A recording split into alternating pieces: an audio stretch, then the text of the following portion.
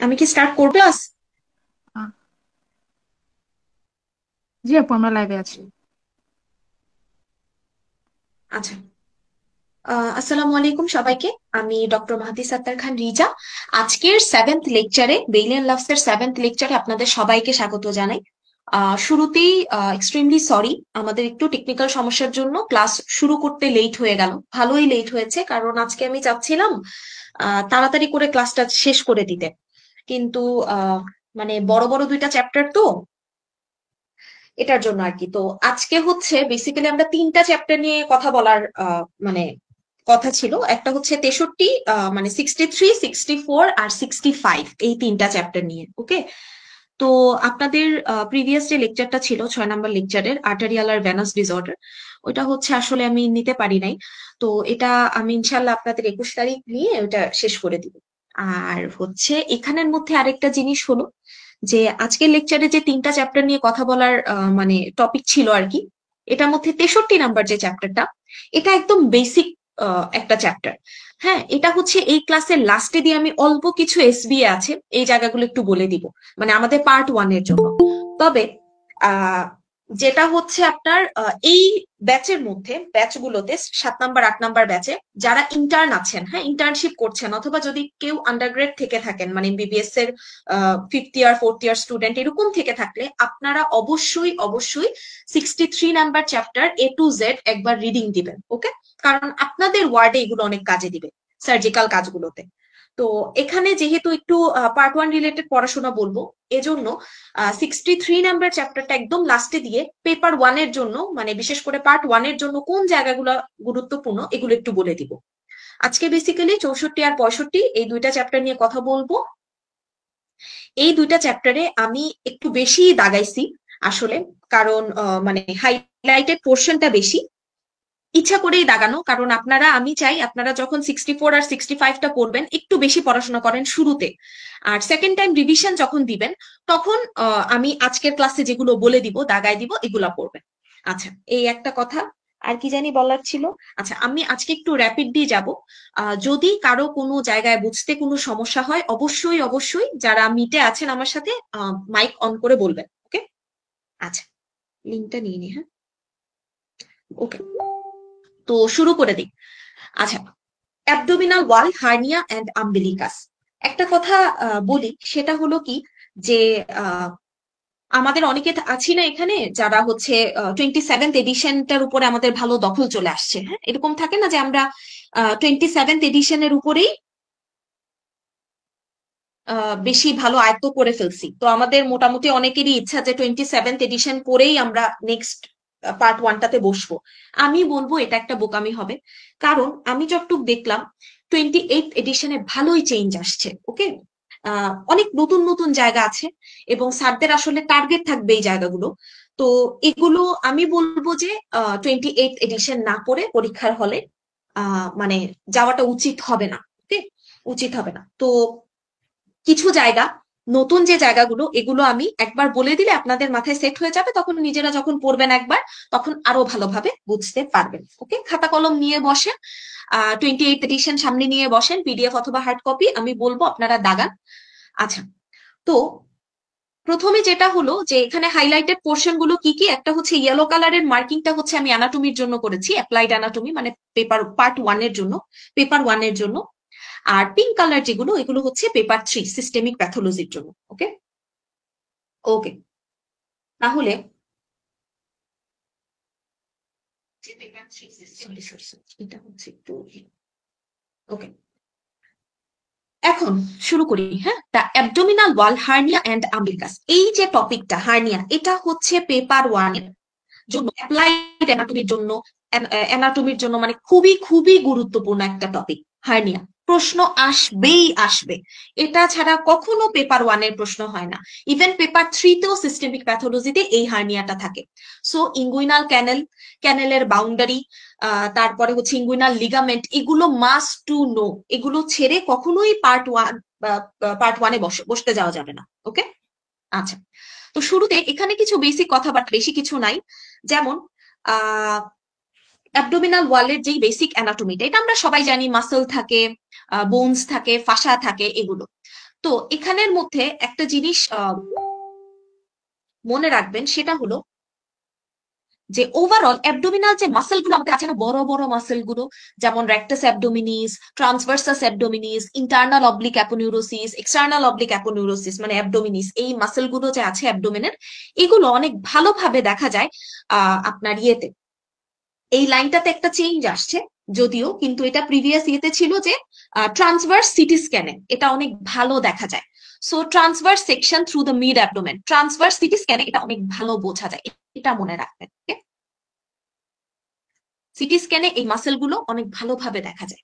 আচ্ছা, তো আহ এখান থেকে একটা জিনিস বলবো, সেটা হচ্ছে পেপার ওয়ানের পার্ট ওয়ানের ক্লিনিক্যাল অ্যানাটমিতে কাজে দিবে, সেটা হচ্ছে ডাইভেরিকেশন অফ দ্য রেক্টি।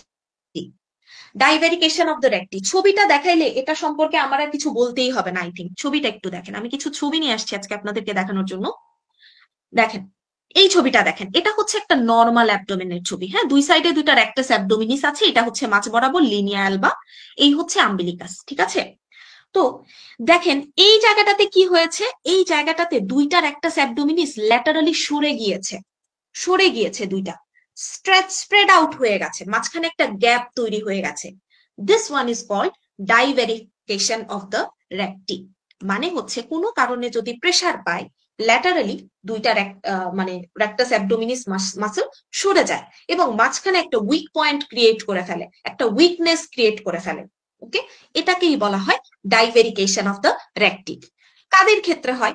প্রমিনেন্টলি যারা খুব বেশি ওভারওয়েট, ওকে, মিডল এজ ওভারওয়েট মেলদের ক্ষেত্রে হয়, প্রেগনেন্সিতে ফিমেলদের ক্ষেত্রে হয়। ভেরি ভেরি ইম্পর্টেন্ট, প্রেগনেন্সি, এটাতে হচ্ছে এমনিতে ইন্ট্রাঅ্যাবডোমিনাল প্রেসার অনেক বেশি থাকে, যেটার কারণে এই ডাইভেরিকেশনটা কমনলি দেখা যায়।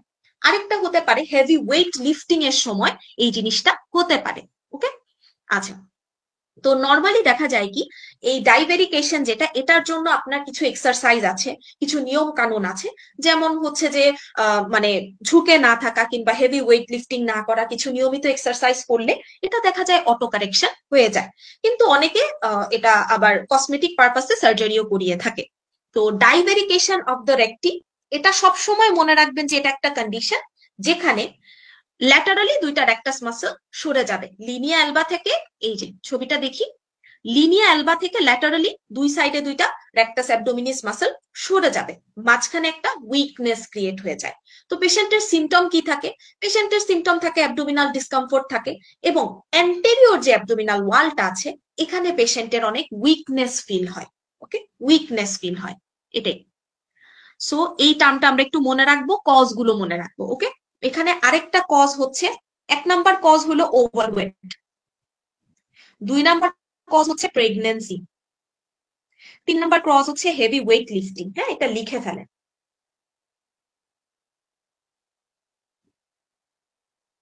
এটা থেকে এসবি আসতে পারে অথবা এমসিকিউতে, এটা বিশেষ করে এমসিকিউ এর জন্য এটা গুরুত্বপূর্ণ। ওকে, হেভি ওয়েট লিফটিং গেল, ডাইভেরিকেশন অফ দ্য রেক্টি ডান। তারপরে চলে আসি অ্যাবডোমিনাল হার্নিয়া গ্রুপ। এখান থেকে কিছু হার্নিয়া আমরা পড়বো। আচ্ছা, একদম শুরুতেই চলে আসি inguinal hernia, very very important. Inguinal hernia, inguinal ক্যানেলের boundary content must to know infinity star boundary content. Okay, আচ্ছা, তো নর্মালি আপনার উইক পয়েন্ট গুলো বডিতে কি কি হতে পারে? একটা হচ্ছে ইনগুইনাল ক্যানেল, এটা একটা উইক পয়েন্ট। ফিমোরাল ক্যানেল, এটা একটা উইক পয়েন্ট। আম্বিলিকাস, পরে হতে পারে ইসোফেজিয়াল হায়াটাস, এই জায়গাগুলো হচ্ছে আমাদের উইক পয়েন্ট বডি।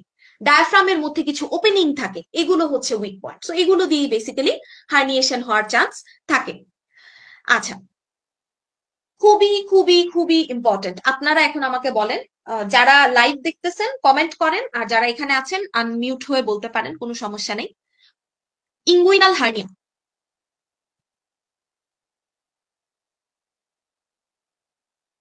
কয়েকটা প্রশ্ন করব। লাস্ট গ্রুপে একজন দেখছিলাম, বলছিলেন যে আসলে পার্ট ওয়ানে কি কি আসে না সেগুলো বলে দেওয়া হয় না। প্রিভিয়াস ক্লাসগুলো যদি এটলিস্ট আমার করেন, আমি সবগুলোতে পেপার 1, 2, 3-তে কি কি আসবে, কিভাবে আসবে, এগুলো আমি বলে দিয়েছি, আর হচ্ছে হাইলাইট করেও দিয়েছি। তো বেসিক কিছু কথাবার্তা বলি, একদম সহজ, কিন্তু এগুলো আপনাদের মনে হতে পারে যে এগুলো তো পরীক্ষায় আসার মতো না। এগুলো ভুল ধারণা। আমরা অনেকে মনে করি কি যে পার্ট ওয়ানটা হচ্ছে অনেক হাই লেভেলের পরীক্ষা, এটাতে অনেক হাই নলেজ নিয়ে যেতে হবে, অ্যাডভান্স লেভেলের নলেজ ছাড়া পার্ট ওয়ান হবে না। এটা ভুল। এখানে 20 to 30% একদম বেসিক লেভেলের প্রশ্ন থাকবে, 20 to 30% থাকবে মিড রেঞ্জের, হাই রেঞ্জের মিনিমাম 10% থাকে, এর বেশি থাকে না। সো আপনি বেসিক লেভেলের প্রশ্নগুলো ভুল করতেই পারবেন না, এগুলো পারতেই হবে। এরকম কয়েকটা প্রশ্ন করি, ফটাফট অ্যান্সার করবেন। ইঙ্গুইনাল হার্নিয়া বাচ্চাদের ক্ষেত্রে, ইঙ্গুইনাল হার্নিয়ার ভ্যারাইটিটাকে কি বলা হয়, আর হচ্ছে অ্যাডাল্টে কি বলা হয়, চাইল্ডে কোনটা হয় আর অ্যাডাল্টে কোনটা হয়, এটা বলেন আগে। অথবা চাইল্ডে অন্যভাবে ইনডিরেক্ট, বললে, অ্যাডাল্টে ডিরেক্ট।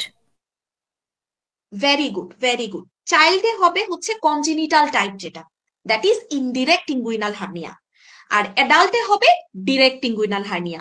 গেল। এখন আসি চাইল্ডের ক্ষেত্রে ইনডিরেক্ট ইঙ্গুইনাল হার্নিয়ার মোস্ট কমন কজ হচ্ছে patent processus vaginalis. Patent processus vaginalis 3 থেকে 4 বার পরীক্ষায় এই এসবিএটা আসছে, অনেক সহজ না, কিন্তু এটাই আসছে। এখন এটা যদি ভুল করেন তাহলে এই সহজ সহজ জিনিসগুলো ভুল করলেই মার্কস কমে যায়। তাহলে এটা হচ্ছে একটা important SBA.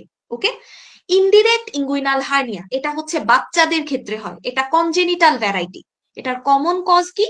Patent processus vaginalis. Processus vaginalis কিছুই না, এটা পেরিটোনিয়াল একটা ফোল্ড।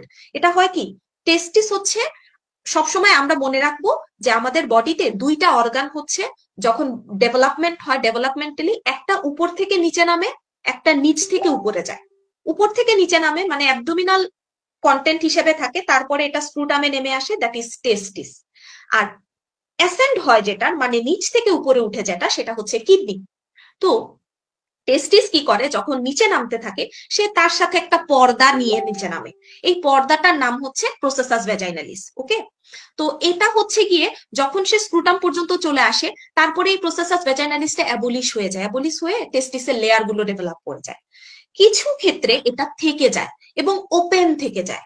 ওপেন থাকার কারণে কি হয়, অ্যাবডোমিনাল ওয়ালের সাথে এটার একটা মানে কমিউনিকেশন ক্রিয়েট হয়ে যায়, তখনই কন্টেন্টের হার্নিয়েশন হয়ে যায়। এটাই হচ্ছে গিয়ে প্রসেসাস ভ্যাজাইনালিসের মানে থিমটা আর কি। তাহলে এটা হচ্ছে মোস্ট ইম্পর্টেন্ট একটা এসবিএ। আর অ্যাডাল্টের ক্ষেত্রে হয় ডিরেক্ট ইঙ্গুইনাল হার্নিয়া। এখন একটা কথা আমাকে বলেন যে ডিরেক্ট ইঙ্গুইনাল হার্নিয়াটা মেইনলি কোন রুট দিয়ে বের হয়, কোন পাথওয়ে দিয়ে বের হয়? ইঙ্গুইনাল ক্যানেল দিয়ে বের হয় ডিরেক্ট ইঙ্গুইনাল হার্নিয়াটা। হেসেলবার্গ পস্টেরিয়র হেসেলবার্গ ওয়াল দিয়ে বের হয়। কোনটা? হেসেলবার্গ ট্রায়াঙ্গেল দিয়ে। Very good, very good. এগুলো একদম সহজ প্রশ্ন মনে হচ্ছে না, কিন্তু এগুলিই আসে পরীক্ষায়। ট্রায়াঙ্গেল অফ হ্যাসেলবার্গ দিয়ে এগুলো আসবে। ওকে, গেল। এরপরে আরেকটা খুবই খুবই ইম্পর্টেন্ট প্রশ্ন, দুইটা জিনিস পড়াই দিব। সেটা হলো, আমাকে একটু একটু বলেন তো, বাচ্চাদের ক্ষেত্রে যে ইনডিরেক্ট ইঙ্গুইনাল হার্নিয়া হয়, এটা কি মিডিয়াল হার্নিয়া নাকি lateral hernia? Lateral. Medial or lateral hernia? Lateral. বাচ্চাদের ক্ষেত্রে মিডিয়াল হয় না ল্যাটারাল হয়? ল্যাটারাল। ল্যাটারাল হয়। এখন আমাকে বলেন, এই মিডিয়াল অথবা ল্যাটারাল হার্নিয়া, ওকে, এটা কিসের বেসিসে, মানে কোন স্ট্রাকচারটা মিডিয়ালি অথবা ল্যাটারালি থাকলে আমরা এই মানে নামকরণটা করি? why it is called lateral hernia? Inferior epigastric ভেসেলের ল্যাটারালি আর মিডিয়ালি সম্ভবত। Very good, very good, very good. এই জিনিসটাই যে why it is called lateral hernia, কারণ এই হার্নিয়াটা ইনফেরিয়র এপিগ্যাস্ট্রিক ভেসেলের ল্যাটারালি থাকে, ইনফেরিয়র এপিগ্যাস্ট্রিক ভেসেলের ল্যাটারালি থাকে। ওকে, ভেরি ভেরি ইম্পর্টেন্ট। দুইটা ক্লিনিক্যাল অ্যানাটমি বলবো এখন। ওকে, আমি কি বেশি র্যাপিড যাচ্ছি, আপনাদের কি বুঝতে সমস্যা হচ্ছে? বলেন একটু।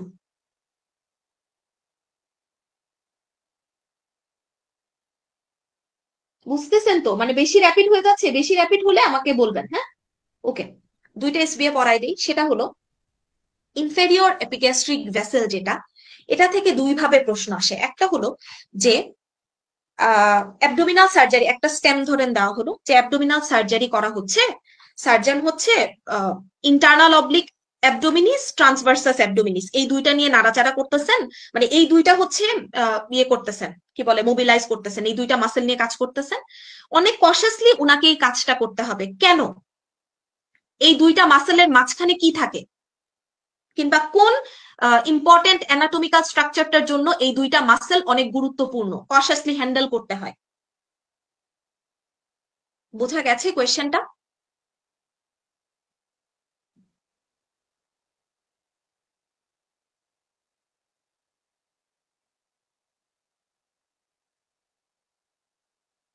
কোয়েশ্চেনটা হচ্ছে ইন্টারনাল অবলিক অ্যাবডোমিনিস এবং ট্রান্সভার্সাস অ্যাবডোমিনিস, এই দুইটা মাসেলের মাঝখান দিয়ে কিন্তু এই ইনফেরিয়র এপিগ্যাস্ট্রিক ভেসেলটা যায়।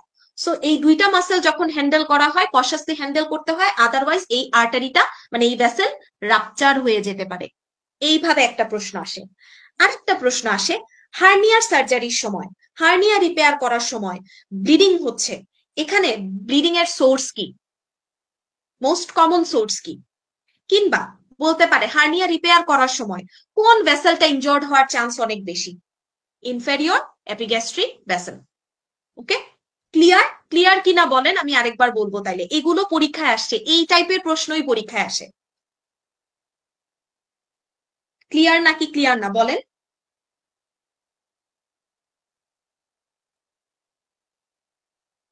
আচ্ছা, তাহলে এই হচ্ছে আপনার এই রিলেটেড প্রশ্ন। আচ্ছা, গেল। এখন আরো কিছু হার্নিয়া আছে, যেমন এটা ছাড়াও ওই যে ডায়াফ্রামের ওপেনিং গুলো দিয়ে আমি লাস্ট ক্লাসে পড়াইছি, মর্গ্যাগনিয়ান হার্নিয়া, বগডালেক হার্নিয়া। ওকে, আচ্ছা, তো এগুলো নিয়ে আর বলতেছি না। আরেকটা টাইপের হার্নিয়া আছে যেটা হচ্ছে মোস্ট কমন হার্নিয়া ফিমেলদের ক্ষেত্রে, ইনসিশনাল হার্নিয়া, সার্জিক্যাল স্কার থেকে হয়ে যায়, সার্জিক্যাল স্কার থেকে হয়ে যায়। হ্যাঁ, ইনসিশনাল হার্নিয়া, এটা 10% ল্যাপারোটমির ক্ষেত্রে এটা হয়। 10% কেসেস অফ ল্যাপারোটমি, ওপেন যে ওটিগুলো করা হয় এগুলোতে 10% ক্ষেত্রে দেখা যায় যে ইনসিশনাল হার্নিয়াটা হয়ে যায়। ওকে, ল্যাপারোস্কোপিতে খুবই কম, ছোট ছোট পোর্ট করা হয়, এগুলো দিয়ে তেমন একটা চান্স থাকে না হার্নিয়েশনের, মাত্র 1% চান্স থাকে। তো এই জিনিসটা একটু মনে রাখবো যে ল্যাপারোটমিক ইনসিশন গুলোতে কিন্তু ইনসিশনাল হার্নিয়া হওয়ার চান্স অনেক বেশি থাকে। এখন দুইটা এসবিএ বলি। 1 number SBA, which hernia is most common in case of male, which type of hernia is most common in the case of female? বলেন, মেইলে কোনটা কমন, ফিমেইলে কোনটা কমন? ফিমেলে ফিমোরাল হার্নিয়া, মেইলে কোনটা কমন? মেলে ইনগুইনাল হার্নিয়া, ফিমেলে অবটুরেটর হার্নিয়া। আচ্ছা, inguinal হার্নিয়াটা হচ্ছে মেইলে কমন, অ্যারাউন্ড আমি দেখে বলি কত পার্সেন্ট। মেইলের ক্ষেত্রে অ্যাবাউট 73% এর মতো ইনগুইনাল হার্নিয়াটা কিন্তু কমনলি মেইলে হয়। ফিমেলদের ক্ষেত্রে মোস্ট কমন হার্নিয়া হচ্ছে ইনসিশনাল হার্নিয়া, এটা ভুল করলে হবে না। কারণ কি, ফিমেলদের কমনলি একটা সার্জারি দেখা যায়, লেগেই থাকে, দেখাই যায় এটা, সেটা হচ্ছে গিয়ে সিজারিয়ান সেকশন। এটা তো ম্যাক্সিমামের মানে দেখা যায় না এই টাইপের। তো এই ধরনের মানে ইনসিশন একটা না একটা থেকেই যায়। ইনসিশনাল হার্নিয়া ফিমেলদের ক্ষেত্রে most common type of hernia. Second most important বলবেন ফিমোরাল হার্নিয়া। ওকে, এগুলো যাতে মনে থাকে, এটা খুবই খুবই ইম্পর্টেন্ট। তাহলে ফিমেলদের ক্ষেত্রে মোস্ট কমন হচ্ছে ইনসিশনাল হার্নিয়া, দেন ফিমোরাল হার্নিয়া। এই টাইপের এসবিএ গুলো খুব আসে। গেল, তারপরে চলে আসি অ্যানাটমিক্যাল কজেস অফ হার্নিয়া। এটা পড়বেন, হ্যাঁ, এটা এমসিকিউ এর জন্য অনেক গুরুত্বপূর্ণ। অ্যানাটমিক্যাল কজেস অফ হার্নিয়াটা, হ্যাঁ, এটা লিখে ফেলেন পাশে, anatomical causes of hernia. Anatomical causes of hernia এগুলো হচ্ছে এমসিকিউ এর জন্য পড়বেন। হার্নিয়েশনের মেইন কজই হচ্ছে উইক পয়েন্ট থাকা। এখন এই উইক পয়েন্ট ডেভেলপমেন্টাল ফেইলারের জন্য হতে পারে, কোলাজেনের কোনো উইকনেস থাকলে হতে পারে, ট্রমার জন্য হতে পারে, উইকনেস হতে পারে প্রেগনেন্সির জন্য, উইকনেস হতে পারে এইজিং এর জন্য, বার্ধক্যকালীন কারণে, আপনার হচ্ছে বয়স বেড়ে গেলে এমনিতেই সব জিনিস, সব স্ট্রাকচার বডির উইকনেস ক্রিয়েট হয়ে যায়, এফিকেসি কমে যায়, এটার কারণে হার্নিয়েশন হতে পারে, প্রেগনেন্সির জন্য হতে পারে। এগুলো প্রিভিয়াস ইয়ার গুলোতে আসা এমসিকিউ স্ট্যাম, এটা প্রিভিয়াসলি 2 থেকে 3 বার আসছে এই বক্সটা থেকে এমসিকিউ। সো এগুলো পড়ে যাবেন। ওকে, আচ্ছা, তারপরে হচ্ছে এটা বললাম। আচ্ছা, এখানের মধ্যে একটা জিনিস মনে রাখবেন যে এখন পর্যন্ত কিছু প্রমাণাদিতে পাওয়া গেছে যে হার্নিয়ার সাথে কোলাজেন ডিজিজের কানেকশন আছে। কোলাজেনের ইমব্যালেন্স হলে, টাইপস অফ কোলাজেনের ইমব্যালেন্স হলে, যেটা জেনেটিক প্রিডিসপোজিশন থাকে, তখন হার্নিয়া ডেভেলপ করে যেতে পারে। Extreme collagen disorder like Ehlers Danlos syndrome, এটাতে কিন্তু দেখা যায় যে মানে যে হার্নিয়েশনটা হয় এটা রিপেয়ার করাটা বেশ ডিফিকাল্ট হয়ে যায়, কারণ কোলাজেনের একটা ইয়ে থাকে, মানে সমস্যা থাকে, একটা কোলাজেনের ইমব্যালেন্স থাকে, এটার কারণে। খুবই খুব important. Most important SBA, hernia most common in smoker. স্মোকারদের ক্ষেত্রে কিন্তু হার্নিয়া হয়, এটা এমসিকিউ স্টেম হিসেবেও পেতে পারেন। কেন স্মোকারদের ক্ষেত্রে হার্নিয়েশন হয়? ওই যে সেই যে স্মোকারদের ক্ষেত্রে দেখা যায় কোলাজেন ম্যাচিউরেশনটা ইম্পেয়ার্ড হয়, কোলাজেন ম্যাচিউরেশনটা ইম্পেয়ার্ড হয়ে যায়, সো যার কারণে হার্নিয়েশনের চান্সটা বেড়ে যায়। এটা খুবই ইম্পর্টেন্ট, ওকে? এই জায়গাগুলো মিস করবেন না, একবার রিডিং দিলেই মাথায় সেট থাকবে। আচ্ছা, গেল। তারপরে চলে আসি টাইপস অফ হার্নিয়া। খুবই ইম্পর্টেন্ট কয়েকটা জিনিস আমি বলবো, আপনারা লিখে নিন, হ্যাঁ, অ্যান্সার করবেন তো অবশ্যই। হার্নিয়ার কিছু টাইপ, যেমন ধরেন হার্নিয়া কিন্তু আসলে তেমন একটা আমাদের ইনভেস্টিগেশন করাতে হয় না। হার্নিয়ার পেশেন্টের ক্লিনিক্যালি এটা ডিটেক্ট করা যায়, আমরা এক্সামিনেশন করে কাফ ইম্পালস দেখে পালপেট করে কিন্তু আমরা ক্লিনিক্যালি ডিটেক্ট করতে পারি। যেই হার্নিয়া গুলো আমরা ক্লিনিক্যালি ডিটেক্ট করতে পারবো না, এগুলোকে আমরা বলবো অকাল্ট হার্নিয়া। স্বাভাবিক, আমাদের মেডিকেল টার্মটাই এটা। অকাল্ট মানে হচ্ছে যে জিনিসের কোনো সোর্স আমরা জানি না, এটাই হচ্ছে অকাল্ট। আচ্ছা, যে সোয়েলিং গুলো আসে ভেতরে চলে যায়, মানে রিডিউস করা যায়, ভেতরে ঢুকানো যায়, স্যাকের ভেতরে কন্টেন্ট গুলোকে ঢুকানো যায়, এগুলো রিডিউসেবল। যেগুলো ঢুকাইতে পারবো না, এগুলো রিডিউসেবল, কমন জিনিসপত্র। কমপ্লিকেশনের রিস্ক অবভিয়াসলি যেটা বাইরে বের হয়ে থাকবে সেটাতেই বেশি, এগুলো কমন সেন্স গেল। ইনকার্সিরেটেড হচ্ছে যেটা ট্র্যাপ হয়ে যায়, এটা রিডিউসও করা যায় না, বাইরে ট্র্যাপ হয়ে যায়, এবং খুব রিস্ক থাকে পেঁচায় যাওয়ার, দ্যাট ইজ স্ট্র্যাঙ্গুলেটেড হয়ে যাওয়ার, ওকে?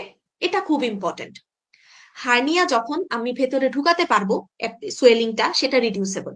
যখন ঢুকবে না, সেটা ইরিডিউসেবল। যত সমস্যা এখানেই। এখানে এই ইরিডিউসেবল হার্নিয়াতে কি হতে পারে? একটা সময় সে ট্র্যাপ হয়ে যেতে পারে, এটাকে আমরা বলবো ইনকার্সিরেটেড হার্নিয়া। এরপরে ট্র্যাপ হয়ে দেখা যায় এটা কি হয়ে যেতে পারে? স্ট্র্যাঙ্গুলেটেড হয়ে যেতে পারে, টুইস্টেড হয়ে যেতে পারে। যখনই টুইস্টেড হয়ে যাবে, স্ট্র্যাঙ্গুলেটেড হয়ে যাবে, তখনই ব্লাড ভেসেল গুলো হ্যাম্পার হয়ে যাবে।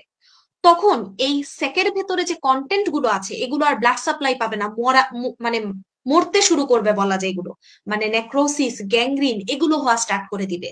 সো স্ট্র্যাঙ্গুলেটেড হার্নিয়া একটা সার্জিক্যাল ইমার্জেন্সি, এটা মনে রাখবো। কেন? কারণ ইস্কেমিয়া ডেভেলপ করে যায়, ওকে? আর ইনফার্ক্টেড হচ্ছে ওই সেম যেটা ইস্কেমিক হয়ে একদম ব্লাড সাপ্লাই নষ্ট হয়ে গ্যাংগ্রিনাস হয়ে গেছে, সেটা ইনফার্ক্টেড। এবং হাই মর্টালিটিটা হচ্ছে ইনফার্ক্টেড ভ্যারাইটিটাতে। প্রশ্ন কিভাবে আসে বলি, রিস্ক অফ, তাহলে আপনারা আমাকে আমার সাথে সাথে অ্যান্সার করেন, এগুলো আসলে ভালো ইয়ে হয়, লিখে ইয়ে বলার চাইতে মুখে মুখে বলা ভালো কাজে দেয়। আপনারাই বলেন আমার সাথে, এখানের মধ্যে কোন টাইপের হার্নিয়াতে স্ট্র্যাঙ্গুলেশন হওয়ার রিস্ক অনেক বেশি? বলেন, যে কেউ বলেন, কোনো সমস্যা নাই, আপনারা কমেন্ট করেও বলতে পারেন, নো প্রবলেম, এখানেই শিখা হয়ে যাবে। এই টাইপের প্রশ্নগুলো আপনি এমসিকিউ স্টেমে পাবেন। কোন টাইপের হার্নিয়াতে স্ট্র্যাঙ্গুলেশনের রিস্ক বেশি? এনিওয়ান? মিউট করে দেওয়া হয়েছে কি সবাইকে?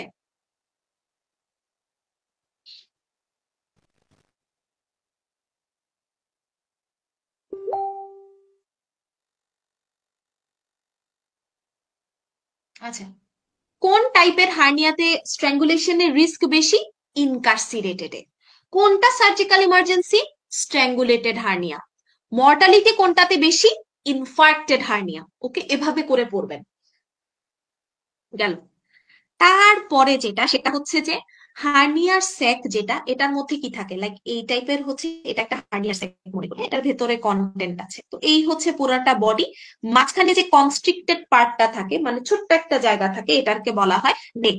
এবং অবস্ট্রাকশন এই নেকটাতেই হয়, হার্নিয়ার নেকটাতেই হয়। ওকে, গেল। তারপরে আমি কয়েকটা জিনিস আমি আপনাদেরকে বলি, আপনারা একটু বলেন। আজকে পার্টিসিপেশন অনেক কম কেন? আপনারা তো অনেক অ্যান্সার করেন। আচ্ছা, যাই হোক, তাহলে কয়েকটা এসবিএ কমনলি পেপার 3-তে আসে। যেমন কি কি? হার্নিয়ার স্যাকের কন্টেন্ট হিসেবে যদি মিকালস ডাইভার্টিকুলাম থাকে, এই হার্নিয়াটাকে কি বলে? বলতে পারবেন কি কেউ? মিকেলস ডাইভার্টিকুলাম যদি কন্টেন্ট হিসেবে থাকে, এই হার্নিয়ার নাম কি? বাওয়েল, স্মল বাওয়েল যদি কন্টেন্ট হিসেবে থাকে, এই হার্নিয়ার নাম কি?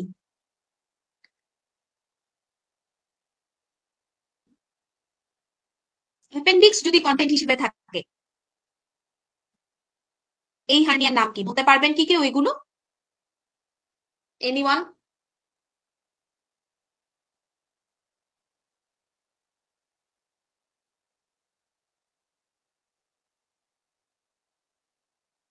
আচ্ছা, মিকেলস ডাইভার্টিকুলাম যদি হার্নিয়াল স্যাকে কন্টেন্ট হিসেবে থাকে, এটাকে আমরা বলি লিটলস হার্নিয়া। ওকে, বাওয়েল যদি থাকে, স্মল বাওয়েল, বিশেষ করে অ্যান্টিমেসেন্টেরিক বর্ডারটা যদি থাকে কন্টেন্ট হিসাবে, এটাকে আমরা বলি রিক্টার্স হার্নিয়া। অ্যাপেন্ডিক্স যদি কন্টেন্ট হিসাবে থাকে, আমরা এটাকে বলি এমিয়ানস হার্নিয়া। এগুলো লিখে রাখবেন। ওকে, যদি কারো ক্ষেত্রে দেখা যায় ডিরেক্ট এবং ইনডিরেক্ট দুই ধরনের হার্নিয়াটাই আছে, এক্সিস্ট করতেছে, যদি কোএক্সিস্ট করে যায় ডিরেক্ট এবং ইনডিরেক্ট দুই ধরনের হার্নিয়াই, এটাকে আমরা বলবো প্যান্টালুনস হার্নিয়া। এগুলো পেপার 3 এর এসবিএ ডিরেক্টলি আসবে। ওকে, সো যদি হার্নিয়াল কন্টেন্ট হিসেবে মিকেলস ডাইভার্টিকুলাম পাওয়া যায়, এটাকে আমরা বলবো লিটার্স হার্নিয়া। স্মল বাওয়েল যদি থাকে, আমরা এটাকে বলবো রিক্টার্স হার্নিয়া। অ্যাপেন্ডিক্স যদি পাই, এটাকে আমরা বলবো এমিয়ানস হার্নিয়া। যদি ডিরেক্ট ইনডিরেক্ট হার্নিয়া একসাথে কোএক্সিস্ট করে যায়, আমরা এটাকে বলবো প্যান্টালুনস হার্নিয়া। শেষ। তারপরে চলে যাই, কিছু ইম্পর্টেন্ট জিনিস বলবো। আচ্ছা, এখানের মধ্যে ইম্পর্টেন্ট কিছু ইনভেস্টিগেশনের কথা বলেছে, যে আসলে নর্মালি ক্লিনিক্যালি ডিটেক্ট করা যায়, তাছাড়া এক্সরে করায় তেমন একটা লাভ হয় না, করানোর কোনো দরকারই নেই। আলট্রাসোনোগ্রাফি করানো যেতে পারে, সিটি স্ক্যান করানো যায়। সিটি স্ক্যানে বিশেষ করে ইনসিশনাল হার্নিয়া অনেক ভালোভাবে বোঝা যায় এবং ভেন্ট্রাল হার্নিয়া গুলো অনেক ভালোভাবে বোঝা যায়। এগুলো পড়বেন, এগুলো এমসিকিউ স্ক্যানে পাওয়া যায়। ওকে, এগুলো পড়বেন। তাহলে ভেন্ট্রাল এবং ইনসিশনাল হার্নিয়া গুলো অনেক ভালোভাবে দেখা যাবে সিটি স্ক্যানের মাধ্যমে। স্পোর্টসম্যান গ্রোয়িং উইথ পেইন, এটা আমি বলবো স্পোর্টসম্যান গ্রোয়িং নিয়ে একটু সামনে অল্প কিছু কথাবার্তা বলবো।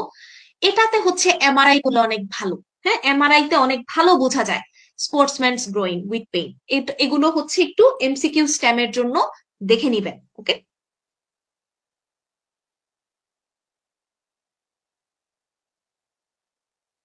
ম্যাশ রিলেটেড জিনিসপত্রগুলো একটু রিডিং দিবেন। আমি এখানের মধ্যে একটা জিনিস ইয়ে করছি, যে সিনথেটিক ম্যাশ গুলো মানে এগুলো কি কি দিয়ে তৈরি থাকে?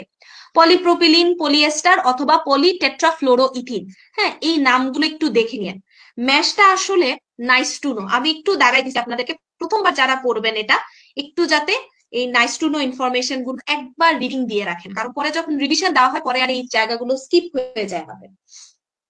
So mash nice to know, একটু দেখবেন ম্যাশের জিনিসপত্রগুলো, বিশেষ করে ম্যাশের ক্যারেক্টার। হ্যাঁ, 64.7 বক্সটা, যে ক্যারেক্টার কিরকম হবে, সিনথেটিক হতে হবে, তারপরে হচ্ছে বড় পোর ছোট পোরের মধ্যে কোনটা ভালো কোনটা খারাপ, এই টাইপের। হ্যাঁ, নন এবজর্বেবল, মেইনলি নন এবজর্বেবল হতে হয়, এই টাইপের। তো এই ক্যারেক্টার গুলো একটু দেখবেন। আপু মেশটা কি? আপু মেশটা কি বোঝাচ্ছে? ম্যাশ হচ্ছে হার্নিয়ার যে সার্জারি গুলো আছে না, হার্নিয়ার সার্জারিতে আমরা কি কি করি? আমরা হার্নিওগ্রাফি করি, হার্নিওপ্লাস্টি করি, হার্নিওটমি করি। তো একটা একটা করে, যেমন ধরেন একদম শুরুতে বাচ্চাদের ক্ষেত্রে যেটা করি হার্নিওটমি, যে জাস্ট হার্নিয়াল সেকটা পুরোটা উঠায় নিয়ে আসা, আর কিছু না। আর বড়দের ক্ষেত্রে যেটা করা হয় যে এখানে তো একটা উইক পয়েন্ট ক্রিয়েট হয়ে যায়, সো এই উইকনেসটা হচ্ছে যতটুকু সম্ভব স্ট্রং করার ট্রাই করা হয়। তো এখানের মধ্যে হয় সুচার দিয়ে পেছনের অ্যাবডোমিনাল ওয়ালের সাথে হচ্ছে লাগায় দেওয়া হয়, সেলাই করে দেওয়া হয় মানে হার্নিয়াল যেই উইক পয়েন্ট যে জায়গাটা আছে ওই পোর্শনটুকু, অথবা ম্যাশ দেওয়া হয়, এটা একটা সাপোর্ট, ম্যাশ দিয়ে সিলড আপ করে দেওয়া হয়। উইক পয়েন্ট মানে কি, একটা গর্ত তৈরি হয়ে যায়, একটা ছিদ্র হয়ে যায় যেটা দিয়ে কন্টেন্ট বাইরে বের হয়ে আসে, ওই হোলটাকে সিলড করে দেওয়া হয় ম্যাশ দিয়ে, ওকে, সিনথেটিক ম্যাশ দিয়ে। যে দেখেন ছবি এখানে, এটা দেখেন এই টাইপের একটা ম্যাশ দিয়ে সিলড আপ করে দেওয়া, আর কিছু না।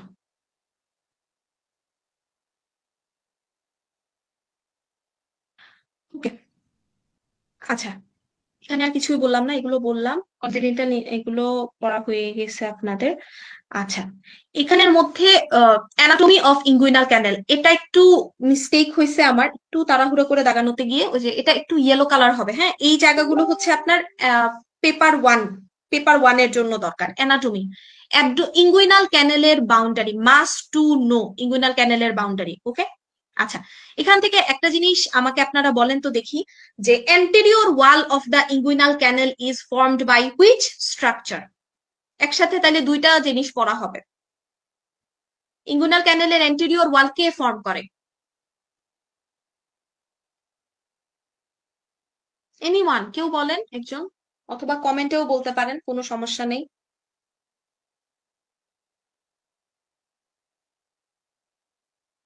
কে ফর্ম করে? এক্সটার্নাল অবলিক মাসল অথবা হচ্ছে inguinal ligament. Very good, external oblique muscle, okay. Aponeurosis of external oblique muscle, এটা হচ্ছে গিয়ে এসবিএ তে অনেকবার আসে, হ্যাঁ, পেপার ওয়ানে। তো anterior wall is formed by the external oblique aponeurosis। আচ্ছা, এই একটা প্রশ্ন গেল। এই এক্সটার্নাল অবলিক মাসেলের মধ্যে মানে অ্যাপোনিউরোসিস এর মধ্যে একটা গ্যাপ থাকে, এটার নাম কি?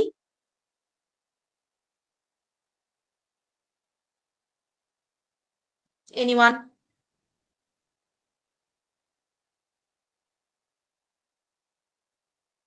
এগুলো তো পারতে হবে। ট্রান্সভার্সাস অ্যাবডোমিনস এর মধ্যে একটা রিং থাকে না, আর এক্সটার্নাল অবলিক অ্যাপোনিউরোসিস এর মধ্যে একটা রিং থাকে না, খুবই ইম্পর্টেন্ট, দুইটা রিং থাকে কিন্তু। ট্রান্সভার্সাস অ্যাবডোমিনিস মাসেলের মধ্যে যে গ্যাপটা থাকে এটাকে আমরা বলি ডিপ রিং। ডিপ ইঙ্গুইনাল, হ্যাঁ আর ডিপ। হ্যাঁ, আর এক্সটার্নাল অবলিক অ্যাপোনিউরোসিস এর মধ্যে যেটা থাকে সেটাকে আমরা বলি সুপারফিশিয়াল ইঙ্গুইনাল রিং। এগুলো হচ্ছে বেসিক জিনিসপত্র, এগুলো পরীক্ষায় অনেক আসে, হ্যাঁ। তো ইঙ্গুইনাল ক্যানেলের বাউন্ডারিটা খুব ভালোভাবে পড়তে হবে, অ্যান্টেরিয়র ওয়াল বিশেষ করে, খুবই খুবই ইম্পর্টেন্ট। আচ্ছা, আরেকটা প্রশ্ন আসে পরীক্ষায় যে সার্জেন ইঙ্গুইনাল ক্যানেল দিয়ে অ্যাপ্রোচ করবেন, এখন ইঙ্গুইনাল ক্যানেল দিয়ে ঢুকার সময় একটা হোয়াইট স্ট্রাকচার ডিভাইড করে ওনাকে ঢুকতে হবে, এই স্ট্রাকচারটার নাম কি? একই অ্যান্সার হবে, এক্সটার্নাল অবলিক অ্যাপোনিউরোসিস, ওকে। সো দেখেন এই প্রশ্নটাকে ঘুরায় পেঁচায় অনেকভাবে দিয়ে দেয়, ওকে। এখন আমাকে আপনারা বলেন তাহলে যে ইঙ্গুইনাল হার্নিয়া সার্জারি করার সময় কোন দুইটা নার্ভ ইনজর্ড হতে পারে? ভেসেল তো আমরা পড়লাম, ইনফেরিয়র এপিগ্যাস্ট্রিক ভেসেল, এটা ইনজর্ড হতে পারে। কোন নার্ভ ইনজর্ড হতে পারে বলেন? একটা আইলিও হাইপোগ্যাস্ট্রিক নার্ভ, আর একটা কমনটা বলেন আগে। ইলিও ইঙ্গুইনাল ইঙ্গুইনাল, হ্যাঁ, নার্ভ। ইলিও ইঙ্গুইনাল, ইলিও হাইপোগ্যাস্ট্রিক, এই দুইটা হচ্ছে মোস্ট কমনলি ইনজর্ড হয়। বিশেষ করে ইলিও ইঙ্গুইনালটা হচ্ছে ইঙ্গুইনাল ক্যানেলের কন্টেন্ট, সো এটা সবচাইতে বেশি ইনজর্ড হওয়ার চান্স থাকে। দুইটারই রুট ভ্যালু কত? নাম্বার 1। এভাবে করে একসাথে সব ইনফরমেশন পড়ে প্রিপারেশন নিবে, ওকে, গেল। তারপরে চলে আসি, আচ্ছা, ডিরেক্ট কেন বললাম, ইনডিরেক্ট কেন বললাম, বলছি এগুলো। আর কিছু জিনিসপত্র এগুলো বলে দিচ্ছি, যখন পিওর অ্যানাটমি পড়বেন অবশ্যই এগুলো পড়ে নিবেন, টপিকগুলো নিজেদের খাতায় লিখে নেন। ট্রায়াঙ্গেল অফ হ্যাসেলবার্গ, এটার boundary infinity star, boundary infinity star for MCQ, এটার বাউন্ডারি এমসিকিউ এর জন্য ইনফিনিটি স্টার,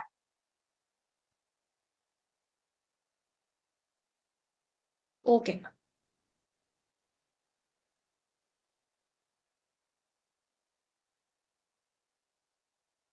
এই যে প্যান্টালুন হার্নিয়াটা হচ্ছে যদি কারো কাছে, কারো সাথে, মানে কারো মধ্যে একসাথে ডিরেক্ট এবং ইনডিরেক্ট ইঙ্গুইনাল হার্নিয়া একসাথে কোএক্সিস্ট করে যায়, এটাকে বলা হয় প্যান্টালুনস হার্নিয়া, ওকে, গেল। তারপরে আমরা চলে আসি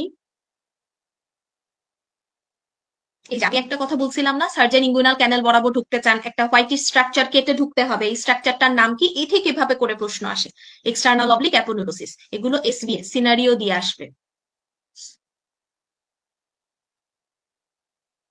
কেন, তারপরে চলে আসি। আচ্ছা, ইঙ্গুইনাল হার্নিয়ার অপারেশনের নামগুলো পড়বেন। কেন বলি, একবার একটা এসবি আসছে যে কমন কিছু সার্জারির নাম দিয়ে, হ্যাঁ, যেমন ওই যে হেলার্স কার্ডিওমায়োটমি, এগুলো আপনার ইসোফ্যাগাসে পাবেন। তারপরে আরেকটা কি কি আছে জানি, কমন লেডস প্রসিডিউর, তারপরে হচ্ছে আপনার র্যামস্টেডস পাইলোরোমায়োটমি, এই টাইপের কমন কমন কিছু নাম দিয়ে প্রশ্ন চলে আসে এইভাবে, যে এই অপারেশনটা কোন প্যাথোলজির, কিংবা বলতে পারে যে র্যামস্টেড পাইলোরোমায়োটমিটা কিসের জন্য করা হয়। ওকে, তো এজন্য কিছু কমন অপারেশনের নামগুলো মনে রাখবেন। একটা আপনার লাভ হবে, সেটা হলো যদি আপনি জানেন যে ইঙ্গুইনাল হার্নিয়ার অপারেশনের নামের মধ্যে বেসিনি প্রসিডিউর আছে, শোল্ডিস আছে, ডেজার্ডা আছে, বেলোনিডার্ন আছে, নামগুলো একবার দেখে গেলে মনে হবে, মানে একটা লাভ হবে যে অপশন এক্সক্লুড করতে পারবেন। যেমন ধরেন যে যদি বলে আপনার হাইপারট্রফিক পাইলোরিক স্টেনোসিস, এটার ক্ষেত্রে কোন অপারেশন করা হয়, সার্জারিটার নাম কি, এটা হচ্ছে র্যামস্টেডস পাইলোরোমায়োটমি। তো এখানে অপশনের মধ্যে আপনি বেসিনি প্রসিডিউরও পাইলেন, তো আপনার একটু মাথায় থাকবে যে না, বেসিনি তো হার্নিয়ার অপারেশন, তাহলে এখানে এটা আসবে না। এরকম একটা দুইটা প্রশ্ন আসছিল পরীক্ষায়, এজন্য আমি সবসময় আমার ক্লাসগুলোতে একটু এগুলো বলি যে একবার একটু দেখে রাখবেন নামগুলো, বিশেষ করে অ্যাটলিস্ট অপশনটা এক্সক্লুড করতেও হেল্প করে অনেক। ওকে, তারপরে চলে আসি ইঙ্গুইনাল হার্নিয়া সার্জারির কিছু কমপ্লিকেশন। কমনলি ইমিডিয়েটলি হচ্ছে ব্লিডিং হতে পারে, এবং কোনটা থেকে, inferior epigastric vessel, most important. এই জায়গাগুলো থেকে এভাবে ডিরেক্টলি প্রশ্ন না এসে, যে আমি বলছি যেভাবে সিনারিও বেসিসে এভাবে প্রশ্ন আসে। ইউরিনারি রিটেনশন হতে পারে, লোকাল অ্যানেস্থেটিকের কারণে ফিমোরাল নার্ভ ব্লকেডও হতে পারে, যেটা কিছু সময় পরে ঠিকও হয়ে যায়। সাথে সাথে হবে না, কয়েকদিন পরে মোস্ট কমনলি যেটা দেখা যায় সেটার নাম হচ্ছে স্যারোমা। স্যারোমা, স্যারোমা, ওকে, খুব ইম্পর্টেন্ট। আচ্ছা, এখন আহ আমি আপনাদেরকে যদি একটা প্রশ্ন করি, দেখি তো অ্যান্সার করতে পারেন নাকি, যে হার্নিয়া রিপেয়ার করা হলো সার্জারির মাধ্যমে, এখন ক্লোজ করা হলো, স্কিন ক্লোজ করা হলো সুচার দিয়ে, কয়েকদিন পরে দেখা গেল কি এই সুচারের মধ্যে অ্যাবসেস ডেভেলপ করে গেছে, অ্যাবসেস ডেভেলপ করে গেছে, ওকে, এই সুচার লাইনে, ওকে, ইনসিশন লাইন বরাবর কিংবা এই সুচার লাইন বরাবর অ্যাবসেস ডেভেলপ করে গেছে। Which suture is commonly responsible for this type of abscess, যদি বলা হয়, অথবা একদম সহজ করে বললে কোন টাইপের সুতা দিয়ে অ্যাবসেস হয় মোস্ট কমনলি, বলতে পারবেন কি কেউ? এটা লাস্ট ইয়ারই আসছে, জানুয়ারিতে অথবা 20 জুলাইতে, বলতে পারবেন কি কেউ? Which type of suture is most commonly responsible for abscess? Prolene, catgut, vicryl, অনেকগুলো আমরা ইউজ করি না, সিল্ক, পলি প্রোপিলিন, বিভিন্ন টাইপের পিডিএস, এগুলো ইউজ করি না, তো কোন টাইপের সুচার ম্যাটেরিয়ালটা মেইনলি অ্যাবসেস করতে পারে? এনিওয়ান?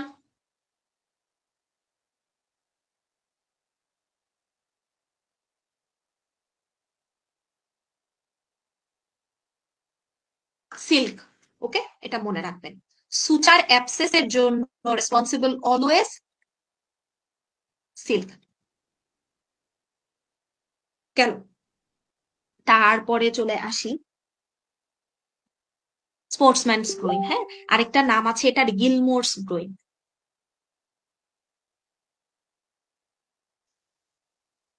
এটা হচ্ছে কি, হঠাৎ করে খেলতে গিয়ে হঠাৎ মানে অনেক বেশি গ্রয়েনের মধ্যে পেইন ফিল হয় পেশেন্টের, ওইরকম হার্নিয়া বোঝাও যাচ্ছে না, কিন্তু হঠাৎ করে খেলতে গিয়ে খুব বেশি পেইন ফিল হয়, কোনো হার্নিয়াল মানে পালপেট করে কোনো ধরনের লাম্প ফিল হয় না, এই টাইপের যদি দেখা যায়, তখন হচ্ছে মানে একটু কনফিউশন ক্রিয়েট হয়ে যায় যে হার্নিয়াটা তো প্রথম দিকে ওইরকম মানে খুব বেশি পরিমাণে পেইন থাকে, তো প্রথমে চিন্তা আসে যে হয় ইনজর্ড হয়েছে, অথবা এটা হচ্ছে গিয়ে আপনার যে অর্থোপেডিক কোনো ইমার্জেন্সি কিনা, এই টাইপের ইয়ে। কিন্তু পরবর্তী সময় যদি এমআরআই করা হয়, এক্ষেত্রে এই পেশেন্টদের দেখা যায় কি স্পোর্টসম্যানস গ্রোইন, মানে একটা হার্নিয়েশন পাওয়া যায়।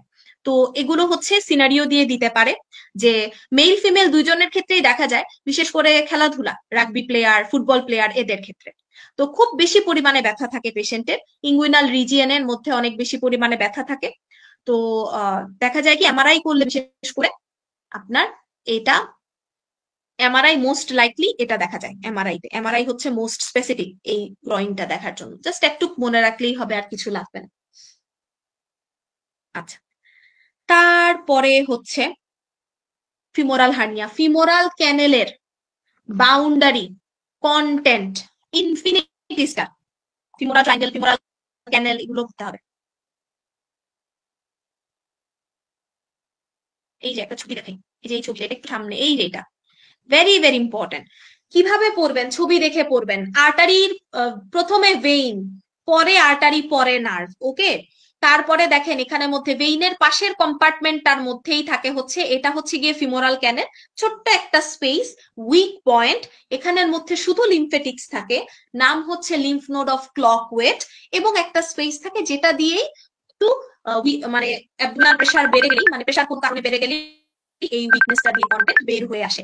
এগুলো ইনফিনিটি স্টার কথাবার্তা, এগুলো এমসিকিউ স্ট্যামে পাবেন, এসবিএ তে পাবেন। ওকে, সো দেখেন আমি যেগুলো বললাম খুব সুন্দর করে এখানে লিখা। এক্সটার্নাল আইলিয়াক আর্টারি ভেইন, এগুলো ইঙ্গুইনাল লিগামেন্টের নিচ দিয়ে গিয়ে কমন ফিমোরাল ভেসেলে ড্রেইন করে যায়, মানে কমন ফিমোরাল ভেসেল হয়ে যায়। Vein lies medially, artery lies lateral to the vein. Artery lies lateral to the vein এবং আর্টারি ল্যাটারালি থাকে নার্ভ। এগুলো মুখস্থের কোনো জিনিস না, ছবি দেখে দেখে পড়বেন, মাথায় থাকবে। ওকে, এটার পাশেই হচ্ছে একটা ফিমোরাল শীট থাকে যেটার মধ্যে এই লিম্ফ নোড অফ ক্লকওয়েট থাকে, এবং এই স্পেসটা দিয়েই মেইনলি ফিমোরাল হার্নিয়েশনটা হয়। আচ্ছা, এটা ফিমেলদের ক্ষেত্রে কমনলি পাওয়া যায় কারণ পেলভিসের সাইজের ভ্যারিয়েশনের জন্য, এটা একটা কথা। আর হচ্ছে ইঙ্গুইনাল হার্নিয়ার চাইতে কম কমন থাকে। আরেকটা ইম্পর্টেন্ট জিনিস হচ্ছে 50% কেসেসে এটা হাই রিস্ক অফ স্ট্র্যাঙ্গুলেশন থাকে, এবং 50% কেসেসে এটা একটা সার্জিক্যাল ইমার্জেন্সি। এটা অনেক গুরুত্বপূর্ণ একটা কথা। ওকে, ইম্পর্টেন্ট। এই যে এটা না চেঞ্জ হয়ে গেছে, 27th এডিশনে একসাথে নামগুলো ছিল, আর এবার প্রাইমারি সেকেন্ডারি দুই ভাগে ভাগ করা হয়েছে। এই জায়গাগুলো পড়ে যাবেন, এগুলো এমসিকিউ এর জন্য অনেক গুরুত্বপূর্ণ। প্রাইমারি ভেন্ট্রাল হার্নিয়া কোনগুলো? আম্বিলিকাল, এপিগ্যাস্ট্রিক, স্পাইজিলিয়ান, ট্রমাটিক, লাম্বার, এগুলো প্রাইমারি। সেকেন্ডারি দুইটা, ইনসিশনাল এন্ড প্যারাস্টোমাল হার্নিয়া। এই বক্সটা চেঞ্জ, সো এই বক্সগুলো হচ্ছে স্যারদের দেওয়ার সম্ভাবনা বেশি। ওকে, আচ্ছা, হার্নিয়া থেকে আম্বিলিকাল হার্নিয়াটা পড়বেন, হ্যাঁ, এমসিকিউ এর জন্য পড়বেন আম্বিলিকাল হার্নিয়া। এটা হলো, এটা বার্থের সময় থাকতে পারে, জন্ম থেকেই থাকে, within a week of birth. তবে এটা একটু রিঅ্যাসিওরেন্স করতে হয় প্যারেন্টসদেরকে, কারণ দেখা যায় যে এটা 3 বছরের মধ্যেই, মানে 2 বছরের মধ্যেই এটা অটো কারেকশন হয়ে যাবে, এভাবে রিঅ্যাসিওর করতে হবে। 95% কেসেসে রিজলভ হয়ে যায় স্পন্টেনিয়াসলি, কিন্তু 2 বছরের পরে গেলে তখন সার্জারি লাগবে। আর অবস্ট্রাকশন বা স্ট্র্যাঙ্গুলেশন তেমন একটা কমন না। ওকে, এবং এই হার্নিয়াটা জন্মের কয়েক সপ্তাহের মধ্যেই হয়, এবং আস্তে আস্তে সাইজে বাড়তে পারে, কনিকাল শেপে হয়, কিন্তু সিমটমলেস। ওকে, এই জায়গাটা একটু স্টেরাইল রাখতে হবে। আর হচ্ছে 10% ইনফ্যান্টের ক্ষেত্রে এটা হতে পারে। এই জায়গাগুলো কেন মার্ক করে দিলাম? এগুলো এমসিকিউ স্টেমের লাইন। ওকে, এখানে আপনাকে দিয়ে দিতে পারে এমসিকিউ স্টেমে, obstruction is commonly seen in umbilical hernia. এটা কিন্তু ট্রু হবে না, ফলস হবে, কারণ এগুলো এক্সট্রিমলি আনকমন। ওকে, তারপরে হচ্ছে এরকম একটা স্টেম দিতে পারে, umbilical hernia is a surgical emergency. এটাও ফলস হবে, কারণ এটাতে দেখা যায় যে 95% কেসেসে 2 বছরের মধ্যেই রিজলভ হয়ে যায়। যদি 2 বছরের পরে পারসিস্ট করে যায় তখন সার্জারি লাগবে। সো এগুলো একটু এমসিকিউ এর জন্য পড়বেন।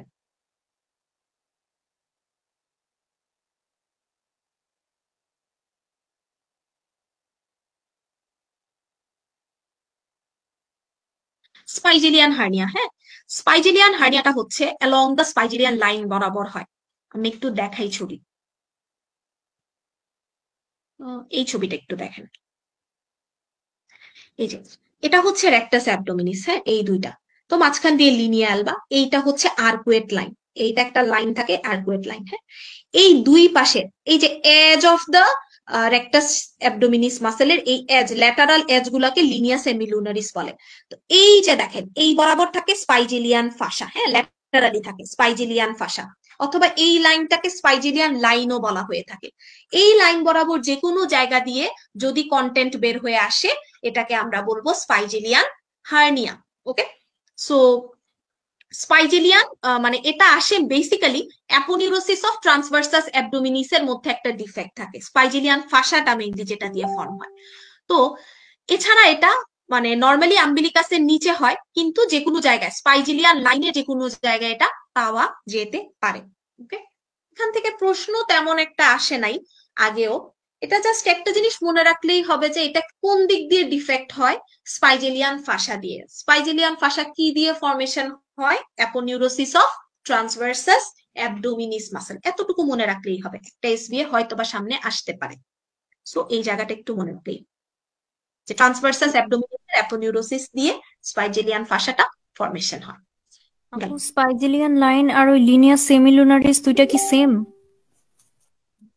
না না, এটা হচ্ছে গিয়ে দেখি ছবিটা, এই যে লিনিয়া সেমিলুনারিস তো আপনার এই যে ল্যাটারাল এজটা, এটা সামনের দিকে এই ফাসাটা থাকে। সো লিনিয়া সেমিলুনারিস এর সামনের এই লাইনটা হচ্ছে স্পাইজেলিয়ান লাইন, যে বেল্টটা দেখেন এই জায়গাটুকু, হ্যাঁ এই জায়গাটুকু, এই ফাসাল পয়েন্টটুকু। আর এই যে এরকম হয়, ল্যাটারাল এজ বরাবর এরকম বের হয়ে আসে স্পাইজেলিয়ান হার্নিয়া। ওকে, আচ্ছা,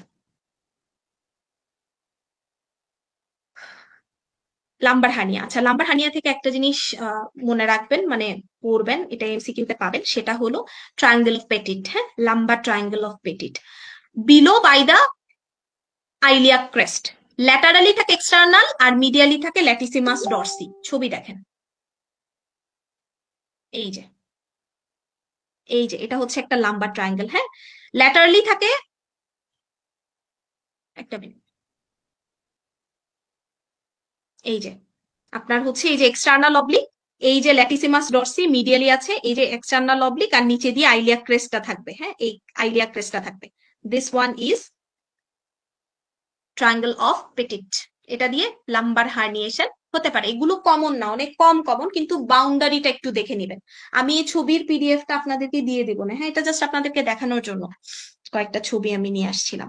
এগুলো মুখস্থ বলে লাভ নাই তো, তো এটা একটু মনে রাখবেন। আচ্ছা,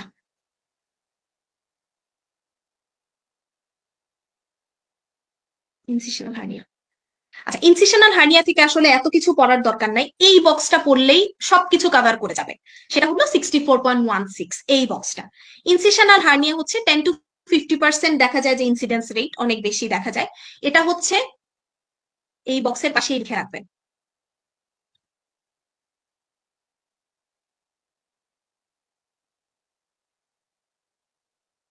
ওকে, আচ্ছা, এবং multiple defect within the same scar, এটা বেশি কমন। অবস্ট্রাকশন হয়, obstruction is most common but strangulation rare. Open and laparoscopic repair দুইটাই পসিবল। তাহলে আমরা কি জানলাম? দুইটা জিনিস আমাকে বলেন তো, femoral hernia, incisional hernia. Okay, femoral hernia, incisional hernia, কোনটাতে স্ট্র্যাঙ্গুলেশন রিস্ক বেশি, কোনটাতে অবস্ট্রাকশনের রিস্ক বেশি, বলেন?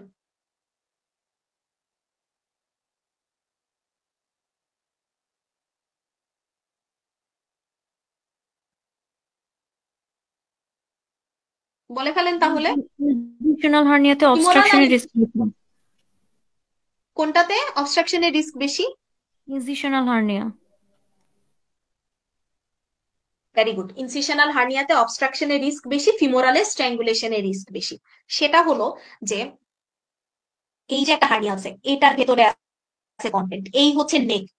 এখন এই কন্টেন্ট গুলো নেকে এসে আটকায় গেলে মানে এটা অবস্ট্রাকশন হয়ে গেল, এটা হলো অবস্ট্রাক্টেড হার্নিয়া।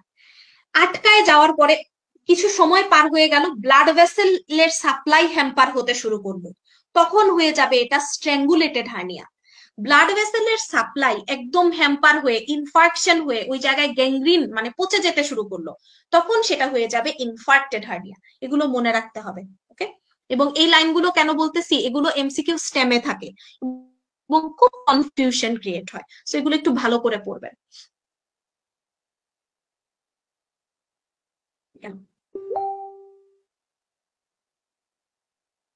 অবটুরেটর হার্নিয়া, এটা একটা এসবিএস স্ট্যামে ছিল অবটুরেটর হার্নিয়াটা। কিরকম এসবিএস স্ট্যাম ছিল আমি বলি। 62 বছর বয়স্ক একজন ফিমেল সার্জারি ইমার্জেন্সিতে এসেছেন। তো উনার গিয়ে মানে বিশেষ করে গ্রয়েন রিজিয়ন এবং মিডিয়াল অ্যাসপেক্ট অফ দ্য থাইতে পেইন হয়। তো এই পেশেন্টটা যেহেতু আসছে, তো অবভিয়াসলি হচ্ছে আমরা এরকম মানে পেইনফুল কেসেসে আপনার দেখা হয় যে দেখা গেল পিভি করে পেশেন্টটার পিভিতে একটা টেন্ডার সুয়েলিং পাওয়া যাচ্ছে, অবটুরেটর ফোরামেন দিয়ে বের হয়েছে, এরকম টাইপের একটা পিভি করে একটা টেন্ডার সুয়েলিং ফিল হলো অবটুরেটর ফোরামেনের জায়গাটুকুতে। এটা হচ্ছে ডিডি কি, মানে ডায়াগনোসিসটা কি, এটা হচ্ছে অবটুরেটর হার্নিয়া। সো স্টেমের মধ্যে এই লাইনটা খুঁজবেন অবটুরেটর হার্নিয়ার প্রশ্ন আসলে। হয় বলবে মেইল ইয়ের ক্ষেত্রে, সরি ওই যে ফিমেলদের ক্ষেত্রে মোস্ট কমনলি বলে যে পিভি করলে এরকম একটা টেন্ডার সুয়েলিং মিলতে পাওয়া যাচ্ছে, এটা হলো অবটুরেটর ফোরামেন দিকে আর কি, ওইটা হচ্ছে অবটুরেটর হার্নিয়া। সো অবটুরেটর হার্নিয়া হচ্ছে অবটুরেটর ক্যানেল দিয়ে বের হয়। এটা হচ্ছে ফিমেলদের ক্ষেত্রে মোস্ট কমন, মেইলের তুলনায় 6 গুণ বেশি কমন। 60 বছরের বেশি ফিমেলদের ক্ষেত্রে হয়। তারপরে পালপেবল লাম্প থাকতে পারে, তবে ম্যাক্সিমাম কেসেসে হচ্ছে এটা করে দেখা যায়, পিভি অথবা ডিআরই করলে এটা পাওয়া যায়। তো সেটা, আর তো হচ্ছে 50%, মোর দ্যান 50% কেসেস এটা স্ট্র্যাঙ্গুলেটেড হয়ে যাওয়ার চান্স থাকে। এবং অবটুরেটর নার্ভের যেই রুটটা থাকে ওই বরাবর পেইন হয়। অবটুরেটর নার্ভের রুট বরাবর পেইন হয়। তো অবটুরেটর নার্ভের যেই কোর্সটা, এটা হচ্ছে বেসিক্যালি থাকে inner aspect of the thigh, inner aspect of the thigh বরাবর পেইন হয় পেশেন্টের, গ্রয়েন এরিয়াতে পেইন থাকে। ওকে, আচ্ছা, আমি যদি আপনাদেরকে একটা প্রশ্ন করি,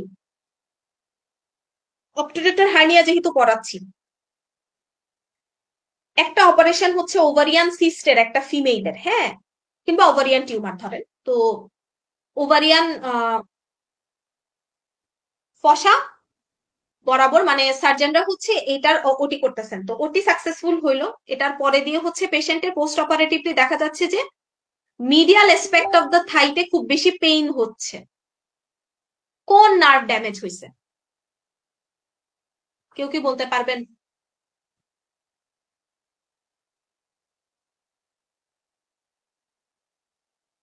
এই টাইপের প্রশ্নগুলোই আসে, ডিরেক্ট প্রশ্ন খুব কমই পাওয়া যায় আসলে, এরকম সিনারিও দিয়ে প্রশ্ন আসে। বলতে পারবেন কি কেউ? এটা হচ্ছে মানে এই টাইপের যদি প্রশ্ন আসে, যে আসে, এটা অনেকবার 2 থেকে 3 বার আসছে এরকম প্রশ্ন, যে ওভারিয়ান সিস্টের একটা ওটি করা হচ্ছে, তো ওটি সাকসেসফুল হইলো, এরপরে পেশেন্টের মিডিয়াল অ্যাসপেক্ট অফ দ্য থাইতে অনেক পেইন করতেছে, কোন নার্ভটা ইনজর্ড হয়েছে, এই টাইপের হলে অলওয়েজ অ্যান্সার হবে অবটুরেটর নার্ভ। অবটুরেটর নার্ভ, ওকে, অবটুরেটর নার্ভ। কেন অবটুরেটর নার্ভ? কারণ এটা কিন্তু ওভারিয়ান ফসার কন্টেন্ট ফর্ম করে, ঠিক মানে বাউন্ডারি ফর্ম করে অবটুরেটর নার্ভ। সো এরকম দেখেন কই থেকে কই চলে আসছে জিনিসটা, মনে হবে না যে ওভারিয়ান টিউমারের অপারেশন হয়েছে, অবটুরেটর নার্ভে কেন প্রবলেম হবে, ওই যে ওই নার্ভটা ওইখানে রিলেটেড। সো এই টাইপের প্রশ্ন কিন্তু ঘুরায় পেঁচায় দিয়ে দেয়। ওকে, আচ্ছা, তারপরে এগুলো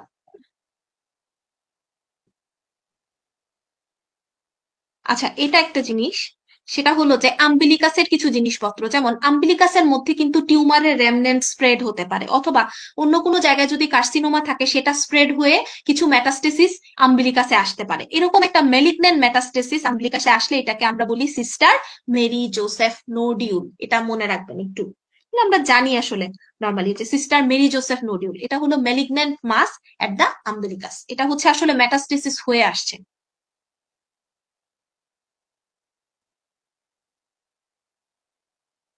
তেমন একটা লাগবে না।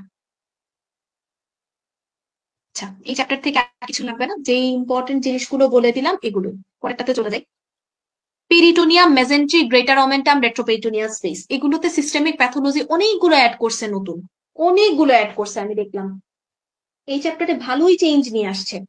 তো শুরুতেই যে জিনিসটা, এটা হলো কি মেজেন্ট্রি ডেভেলপমেন্ট, পেরিটোনিয়ামের ডেভেলপমেন্ট, এটা বুঝছেন, মানে এটা অনেক ইলাবরেটলি দেওয়া এবং খুব সুন্দর সুন্দর কিছু ভিডিও আছে। তো আমি আসলে এখানে, আমার কথা কি শোনা যাচ্ছে না ক্লিয়ারলি? কেউ একজন যে বললেন কথা কেটে কেটে আসতেছে। আচ্ছা, আমার কথা কি ক্লিয়ারলি শুনতেছেন আপনারা? কেউ একজন বলেন তো। শোনা যাচ্ছে নাকি কেটে কেটে আসছে এত সময়? জি আপু, শোনা যাচ্ছে ভালোভাবে। আচ্ছা, আচ্ছা, ঠিক আছে। তাহলে হলো যে এই মেজেন্ট্রির ডেভেলপমেন্টটা আসলে এখন আমার মনে হচ্ছে নেক্সট সেশনের জন্য অনেক গুরুত্বপূর্ণ। এমব্রায়োলজির একটা মানে টার্গেট থাকবে স্যারদের এই জায়গাটা থেকে প্রশ্ন করা। তো আমি আসলে এটার জন্য একটু সরি বলি, কারণ আমার একটা খুব 2 দিন পরেই এক্সাম, এটার জন্য এই ইলাবোরেট জায়গাটুকুর প্রিপারেশনটা আমি নিতে পারি নাই। আমি চাচ্ছি না আপনাদেরকে একদম ভাষা ভাষা ভাবে এটা বোঝানোর। তো ভিডিওগুলো প্লে করে করেই বোঝাবো ইনশাল্লাহ। নেক্সট যে ক্লাসটাতে আর্টারিয়াল আর ভেনাস ডিসঅর্ডারটা পড়াই দিব, ওইটাতে শুরুতেই আমি একটু মেজেন্ট্রি নিয়ে কথা বলবো, হ্যাঁ। এটা বলে তারপরে আর্টারিয়াল আর ভেনাস ডিসঅর্ডারে পড়া খুবই কম, সো এটা খুব ভালোভাবে আমি একটু ইয়ে করে আপনাদেরকে বোঝাবো। তো এই পয়েন্ট আজকে আমি স্কিপ করে গেলাম। আর আর্টারিয়াল আর ভেনাস ডিসঅর্ডারের ক্লাসে অবশ্যই এটা আমরা একটু ভালোভাবে পড়বো, কারণ এটা আমাদের মানে পড়ে যেতে হবে, এটা ছেড়ে যাওয়া যাবে না। তো আমরা চলে যাই যেটা, সেটা হচ্ছে পেরিটোনিয়াম। হ্যাঁ, পেরিটোনিয়াম থেকে প্রশ্ন হয়। যেমন প্রথমে পেরিটোনিয়ামের যে ফাংশনটা, এটা আমরা এমসিকিউ এর জন্য একটু দেখে রাখবো। বিশেষ করে এখানে একটা পয়েন্ট লিখে রাখবেন যে পেরিটোনিয়াম কিন্তু পেরিস্টালসিস এলাও করে। It allows peristalsis. Okay, it also allows peristalsis. এটা এটা এই পয়েন্টটাও লিখে রাখবেন, কারণ এটা এমসিকিউ স্টেমে প্রিভিয়াসলি আসছিল একবার। ওকে, এটা ট্রু হবে।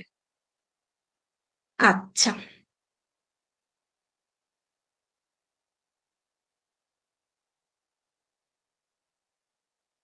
পেরিফেরিয়াল ইনফ্লামেশন, এগুলো আমরা একটু পড়বো, বিশেষ করে ইনফ্লামেশনের কজ গুলো। হ্যাঁ, কজ গুলোর মধ্যে ব্যাকটেরিয়াল গ্যাস্ট্রো ইন্টেস্টাইনাল কজের কজেটিভ অর্গানিজম, এটা এইবার বাদ দিয়ে দিয়েছে দেখলাম, যেটা মানে বক্সটা বাদ দেওয়া হয়েছে, কিন্তু এটা আমার মনে হয় না স্যাররা বাদ দিবে, কারণ খুবই ইম্পর্টেন্ট এগুলো, প্রতিবার এই জায়গাটা থেকে মাইক্রো প্রশ্ন আসতো। সো আমি একটু বলে দিব। পেরিটোনাইটিস থেকে যেটা করতে হবে সেটা হচ্ছে পেরিটোনাইটিসের ফিচার্স কেমন থাকে। ওই আপনার একিউট অ্যাবডোমেনের সমস্যা থাকবে, অ্যাবডোমিনাল পেইন, খুব বাজে লেভেলের অ্যাবডোমিনাল পেইন হয়, যেটা একদম মুভমেন্ট, কাফিং অথবা ডিপ রেসপিরেশনেও পেশেন্টের পেইন হয়। ওকে, সাথে কি থাকে, কনস্টিটিউশনাল সিমটম থাকে, অনেক বমি হয়, জ্বর আসে, ম্যালেইজ হয় পেশেন্টের। ওকে, আচ্ছা, টেন্ডারনেস থাকে, একদম রিজিডিটি থাকে, যে বোর্ড লাইক অ্যাবডোমেন আমরা বলি, এই টাইপের হয়ে যায় পেরিটোনাইটিসের ক্ষেত্রে। তো এগুলো কমন জিনিসপত্র, এগুলো তেমন একটা না। অনেক সময় দেখা যায় কি যে এসবিএ তে এরকম সিমটমস দিয়ে বলে দেয় যে what is the bacterial cause of this pathological condition. মানে ধরেন বললো যে একটা পেশেন্ট ইমার্জেন্সিতে আসছে, পেশেন্টের একদম বোর্ড লাইক রিজিডিটি অ্যাবডোমেনে, টেন্ডারনেস, হাইলি টেন্ডার, তারপরে পেশেন্টের পাইরেক্সিয়া আছে, ভমিটিং হচ্ছে। তো এই টাইপের যেই কজ, মানে এই টাইপের ডিজিজের ক্ষেত্রে ব্যাকটেরিয়াল পজিটিভ অর্গানিজমের নাম কি। তো এরকম সিনারিও দেখে প্রথমে আগে ডায়াগনোসিসটা একটু বুঝতে হবে যে এটা পেরিটোনাইটিসের কথা আমাকে বলতেছে। তারপর মনে করতে হবে যে হ্যাঁ, পেরিটোনাইটিসে তো আমার ব্যাকটেরিয়াল কজ আছে, গ্যাস্ট্রোইন্টেস্টাইনাল কজ আছে, নন গ্যাস্ট্রোইন্টেস্টাইনাল কজ আছে। সো এভাবে করে ইনডিরেক্টলি প্রশ্ন দিয়ে দেয়। তো এখানের মধ্যে শুনো, এই এক্সরে ফিল্মটাতে লিখে ফেলি দুইটা মোস্ট কমন এসবিএ, সেটা হলো যদি প্রশ্ন করে which one is the gastrointestinal cause of peritonitis, কোন অর্গানিজম, না বলতে পারবেন আপনারা? Most common gastrointestinal positive organism কোনটা পেরিটোনাইটিসের ক্ষেত্রে, কমনেস্ট? এগুলো কিন্তু স্যারেরা কখনোই বাদ দিবে না, যতই এডিশন চেঞ্জ হোক না কেন, এগুলো কমন জায়গা মাইক্রো। যদি পেরিটোনাইটিসের ক্ষেত্রে জানতে চায় মোস্ট কমন গ্যাস্ট্রোইন্টেস্টাইনাল অর্গানিজমের নাম কি, অলওয়েজ হবে ইকোলাই। এগুলো লিখে রাখবেন, ইকোলাই। ওকে, প্রশ্নটা যদি এভাবে আসে যে এই পেরিটোনাইটিস হওয়ার ফলে, এই পেরিটোনাইটিস থেকে পেশেন্টের পেরিটোনিয়াল অ্যাবসেস ডেভেলপ করে গেছে, এখন এই পেরিটোনিয়াল অ্যাবসেসের জন্য মোস্ট ইম্পর্টেন্ট পজিটিভ অর্গানিজম কোনটা,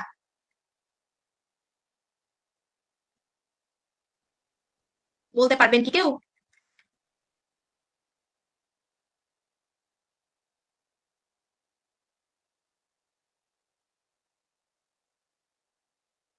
যদি অ্যাবসেস ফর্ম হয়ে যায় তখন পজিটিভ অর্গানিজম মোস্ট কমন কিন্তু ইকোলাই থাকবে, তখন হয়ে যাবে ব্যাকটেরয়েডস।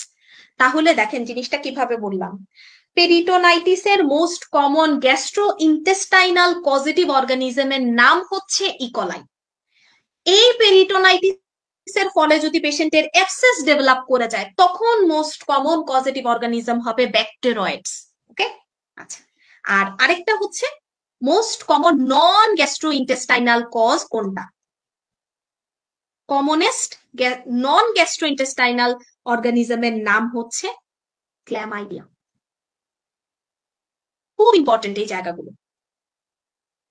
গেল, এখানে এগুলো সব এখানের মধ্যে আছে। আচ্ছা,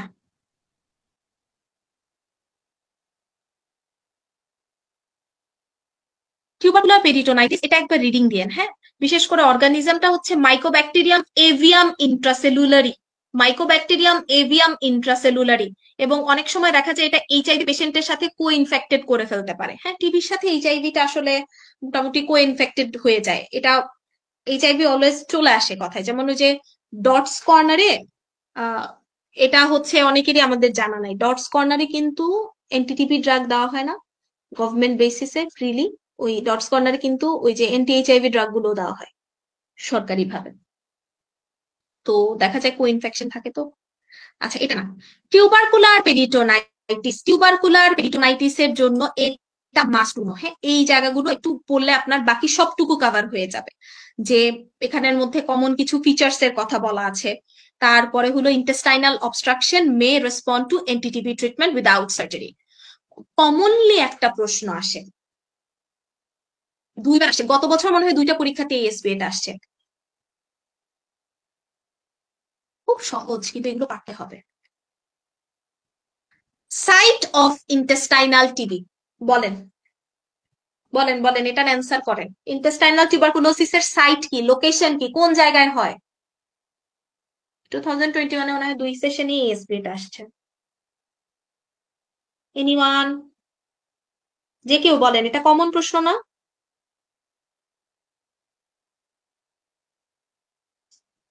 কোন জায়গায় হয় intestinal TB? Ileocecal joint. Very good, ileocecal junction. এটা জানুয়ারিতে আমি পাইছি, তারপরে জুলাই সেশনেও আসছে আইলিওসিকাল জাংশন। ওকে, আচ্ছা, গেল। তারপরে চলে আসি, বেশি নিতে যাবে না, এত সূক্ষ্মভাবে প্রশ্ন আসলে হয় না। সুপারফিশিয়ালি ইম্পর্টেন্ট কিছু জিনিস একটু ঘুরায় পেঁচায় দিয়ে দেয়, আর কিছু না।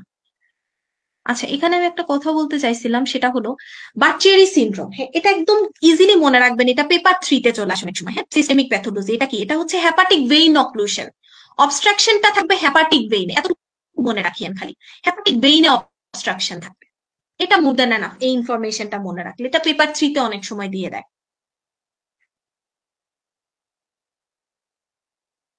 আচ্ছা, পাশাপাশি এসআইটিস এর কজ গুলো করবেন। আচ্ছা, এখানে একটা জিনিস বলার ছিল, সেটা হলো যে অনেক সময় দেখা যায় কি, কনস্ট্রিকটিভ পেরিকার্ডাইটিস বলতে একটা প্যাথোলজি আছে যেখানে রাইট হার্টের ক্যাপাসিটিটা কমে যায়। তো এই সময়, এই ক্ষেত্রে কনস্ট্রিকটিভ পেরিকার্ডাইটিস এর পেশেন্টের ক্ষেত্রে, আমি লিখি জিনিসটা, হ্যাঁ,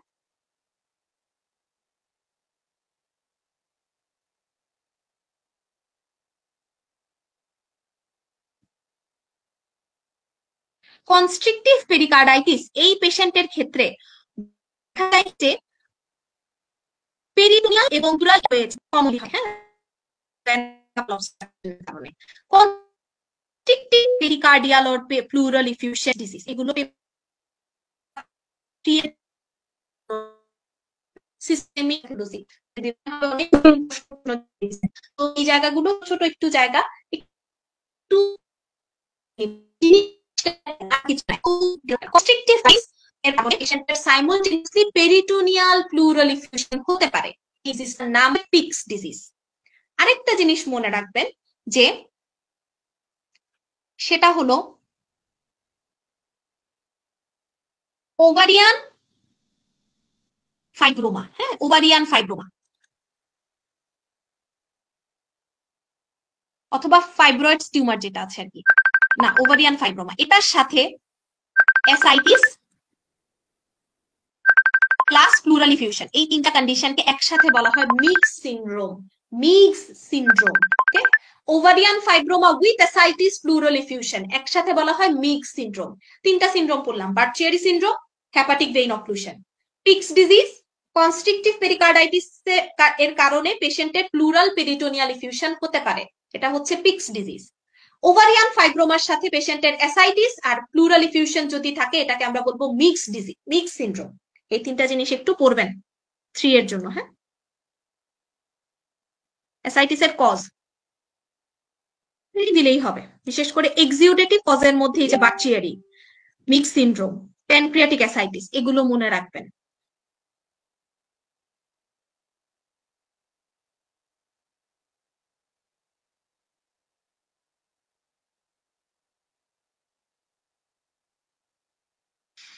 এটা এটা এটা পরীক্ষায় আসে এই জায়গাটা। পেলভিক অ্যাবসেস, পেলভিক অ্যাবসেসের source of infection, source of infection. Okay, একটা হচ্ছে ভার্মিফর্ম অ্যাপেন্ডিক্স থেকে হতে পারে পজিশনের ডিফারেন্সের কারণে, আরেকটা আসতে পারে ফ্যালোপিয়ান টিউব থেকে। এই দুইটা দাগায় রাখেন পরীক্ষায় এসবিএ। একটা সোর্স ভার্মিফর্ম অ্যাপেন্ডিক্স, আরেকটা সোর্স ফ্যালোপিয়ান টিউব। ওকে,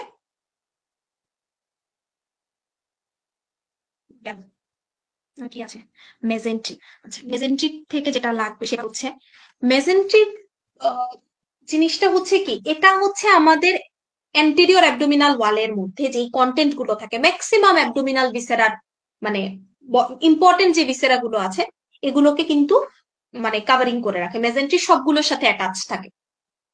তো কথা হলো কি যে এটার ইম্পর্টেন্সটা হচ্ছে যে এরকম ইম্পর্টেন্ট এই অর্গানগুলোতে যখন আমাদের ইনফেকশন হয় তখন এটা কিন্তু খুব ইজিলি মেজেন্ট্রিতে ছড়ায় যায়।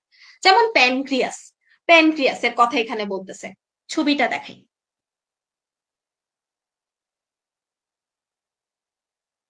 এই ছবিটার মধ্যে দেখেন এটা হচ্ছে প্যানক্রিয়াস, সামনে কিন্তু স্টমাক থাকে। তো এই হচ্ছে গিয়ে প্যানক্রিয়াসের নিচে দিয়ে যে হেড আনসিনের প্রসেসটা থাকে, তো এটার সামনে দিয়ে হচ্ছে দেখেন এই যে সুপেরিয়র মেজেন্টেরিক ভেসেলটা যাচ্ছে, ঠিক না? তারপরে দেখেন নেক অফ দ্য প্যানক্রিয়াস। তো এখন আমাকে বলেন আগে আপনারা, নেক অফ দ্য প্যানক্রিয়াস এটার পেছনে কি থাকে? খুব ইম্পর্টেন্ট একটা ল্যান্ডমার্ক থাকে, পোর্টাল ভেইন। ইম্পর্টেন্ট একটা স্ট্রাকচার থাকে। ভেরি গুড, পোর্টাল ভেইন থাকে। তাহলে এই ধরেন নেক অফ দ্য প্যানক্রিয়াস, এই ধরেন পেছনের মেজেন্ট্রিটা, মাঝখানে আছে পোর্টাল ভেইনটা। ওকে, এইরকম রিলেশনে থাকে। তারপরে টেইলটা হচ্ছে স্প্লিনেমের হাইলামের ভেতরে ঢুকানো থাকে। তো এই পজিশন গুলোর মাধ্যমে আমরা কি বুঝতে পারি যে প্যানক্রিয়াটাইটিস হলে ইনফেকশন কিন্তু আশেপাশের যে কোনো স্ট্রাকচারে ছড়ায় যাইতে পারে। কিসের মাধ্যমে? এই মেজেন্ট্রির মাধ্যমে ছড়ায় যায়, কারণ মেজেন্ট্রিটা সবকিছুর সাথে এরকম অ্যাটাচ থাকে এবং মেজেন্ট্রি কিন্তু অনেক ভাস্কুলার। ওকে, সো এগুলো, হ্যাঁ, তো এই জিনিসগুলোর কথা আমি বলতে চাচ্ছিলাম এমসিকিউ এর জন্য, এগুলো নতুন জায়গা। হ্যাঁ, acute inflammation of the pancreas can effect any of the structures. কি কি হতে পারে একিউট প্যানক্রিয়াটাইটিসের ক্ষেত্রে? পোর্টাল ভেইনে থ্রোম্বোসিস হতে পারে, স্প্লেনিক ভেইনে থ্রোম্বোসিস হতে পারে, সামনে স্টমাক আছে গ্যাস্ট্রিক আউটলেট অবস্ট্রাকশন করতে পারে, অথবা আর্টারিয়াল হ্যামোরেজ করে ফেলতে পারে। সো এগুলো মনে রাখবো আমরা, ছবি দেখতে হবে, ছবি দেখা ছাড়া উপায় নেই। আচ্ছা, সো এই জায়গাটুকু এমসিকিউ এর জন্য পড়বেন। তারপরে আচ্ছা, এখানে আরেকটা ইম্পর্টেন্ট জিনিস আমি আপনাদেরকে বলতে চাচ্ছিলাম, না ওকে, আচ্ছা, মেজেন্ট্রির কিছু প্যাথোলজি পড়বো। হ্যাঁ, মেজেন্টেরিক হ্যামাটোমা, এটার কজ গুলো একটু জানতে হবে। মেজেন্টেরিক হ্যামাটোমা মানে হচ্ছে collection of blood in the মেজেন্ট্রি।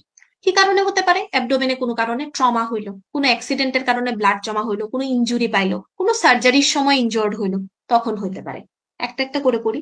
যেমন ধরেন আপনি ড্রাইভ করতেছেন গাড়ি, সিট বেল্ট বেঁধে রাখছেন, ড্রাইভ করতে করতে সামনের গাড়ির সাথে ধাক্কা লাগলো, ইনজুরি হইলো, সামনাসামনি ধাক্কা লাগলো, তখন আপনার ইনজুরির পজিশনটা হচ্ছে যেই বরাবর সিট বেল্ট বেঁধেছেন ওই বরাবর ধাক্কা লাগবে, ওই বরাবরের ভিসেরা গুলো ইনজোর্ড হবে। এটাকে আমরা বলি সিট বেল্ট সিনড্রোম। এই সময়টাতে কিন্তু মেজেন্ট্রিতে ব্লাড কালেক্ট হতে পারে। আবার কি, অ্যাবডোমিনাল সার্জারি করার সময়। আরেকটা ইম্পর্টেন্ট জিনিস হচ্ছে ক্রনস ডিজিজের সার্জারি করার সময়ও এরকম মেজেন্টেরিক হেমাটোমা হতে পারে। একটা মিনিট, আচ্ছা গেল। তারপরে চলে আসি মেজেন্টেরিক এডিনাইটিস। আমি বলবো এটা পড়বেন এসবি এর জন্য, এটা সিনারিও বেসিসে দিবে। কেন বলি, এখন হচ্ছে এমআরসিএস এর উপর মানে বেশি এটা বেশি ফলো করা হচ্ছে এমআরসিএস টাইপ কোয়েশ্চেন গুলো। হ্যাঁ, বিসিপিএস এর স্যারদের অনেক পছন্দের। তো এটা কিন্তু খুব ইম্পর্টেন্ট একটা টপিক। এমআরসিএস এর বলতে পারেন যে প্রতিবার আসে এরকম টাইপের একটা টপিক। কেন এটার ইম্পর্টেন্স কি? বাচ্চাদের ক্ষেত্রে দেখা যায় কি এই মেজেন্টেরিক এডিনাইটিস এর সাথে অ্যাপেন্ডিসাইটিস এর একটা কনফিউশন হয়ে যায়। ফিচার মোটামুটি সেম থাকে। যেমন সেম আপনার পেশেন্ট বলে যে রাইট ইলিয়াক ফসাতে পেইন আছে, জ্বর থাকে বাচ্চার, বমি হয়, এই টাইপের। হ্যাঁ, তখন ওই ডিফারেন্সিয়েটিং পয়েন্টটা তখন হয়ে যায় ম্যাকবার্নিস টেন্ডারনেস। ওকে, ওইটা পাওয়া যায় না মেজেন্টেরিক এডিনাইটিস এর ক্ষেত্রে। মেজেন্ট্রিতে হচ্ছে লিম্ফ নোড যেগুলো থাকে এগুলোতে ইনফ্লামেশন হয়।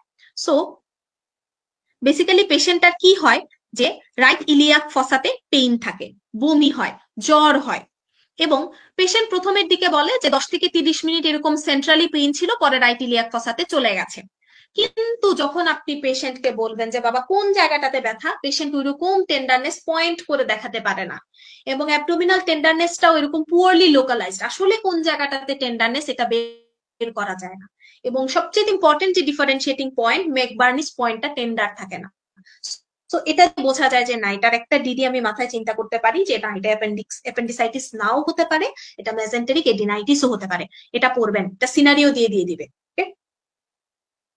আচ্ছা, এখান থেকে জাস্ট এতটুকু মনে রাখতেই হবে, একবার রিডিং দিয়ে রাখবেন, সিনারিটা আসলে জাস্ট ডায়াগনোসিসটা জানতে যাবে, আর কিছু না।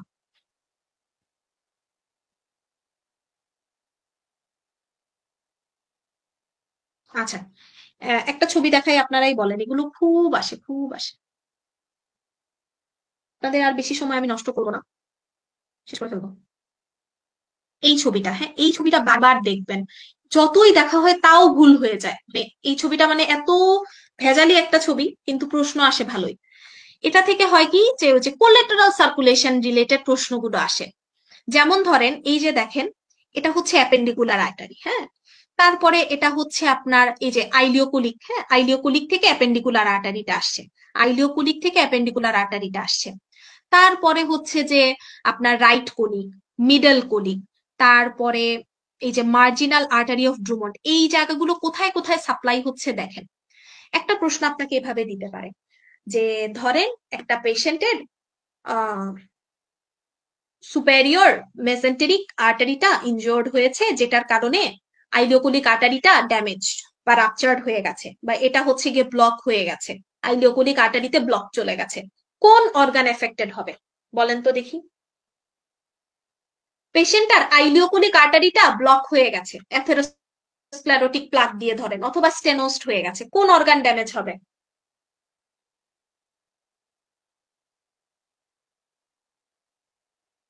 পারবেন কি কেউ? এনিওয়ান? প্রশ্নটা হচ্ছে একটা পেশেন্টের যদি আইলিওকুলিক আর্টারিটা ব্লক হয়ে যায়, ওকে, কোন অর্গান ড্যামেজ হবে?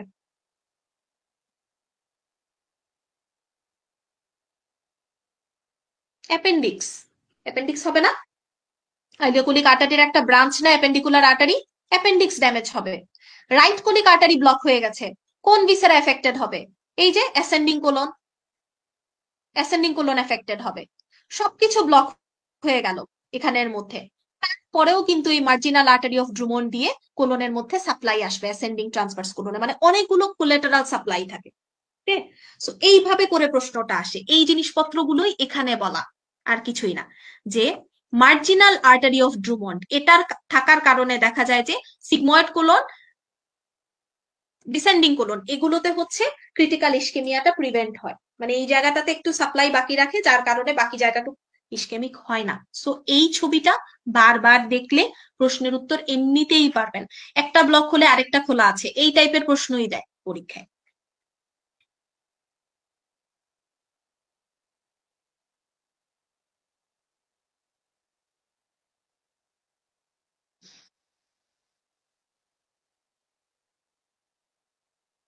বলবুলাস। আচ্ছা, এখান থেকে দুইটা জিনিস বলবো। ম্যাল রোটেশনটা হচ্ছে কি যে মেজেন্টি, ওই রোটেশনটা আমরা এমব্রায়োলজি ওই যে ইয়েতে নেক্সট ক্লাসে যখন পড়বো তখন বুঝবো যে এই যে মেজেন্ট্রিটা আছে, মেজেন্ট্রি যখন ফরমেশন হয় তখন হচ্ছে রাইট আর লেফট সাইড যেটা রোটেট করে যায়, হ্যাঁ, রোটেট করে যায়, রোটেট করে সে মানে ভিসেরা গুলো যার যার জায়গা পর্যন্ত ইয়ে হয়। যখন কোনো কারণে এই রোটেশনটা উল্টাপাল্টা হয়ে যাবে, পজিশন উল্টাপাল্টা হয়ে যাবে, তখনই পেশেন্টের কিন্তু অবস্ট্রাকশনের ফিচার্স গুলো দেখা যায়। একটা ছবি দেখাই, এই যে ছবিটা দেখেন, এটা হচ্ছে একটা নর্মাল পজিশন। আপনার এরকম হচ্ছে কোলন থাকবে, মাঝখানে জেজুনা মাইলিয়াম এরকম থাকবে।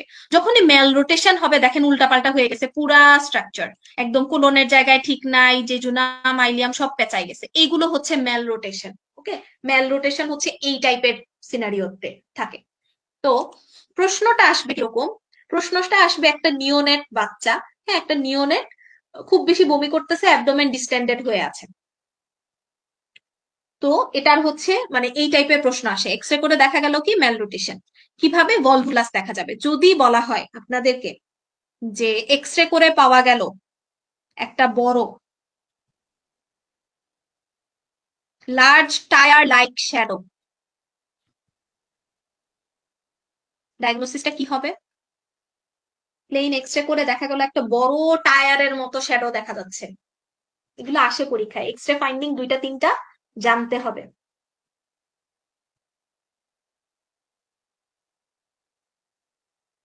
কি হবে অ্যান্সার?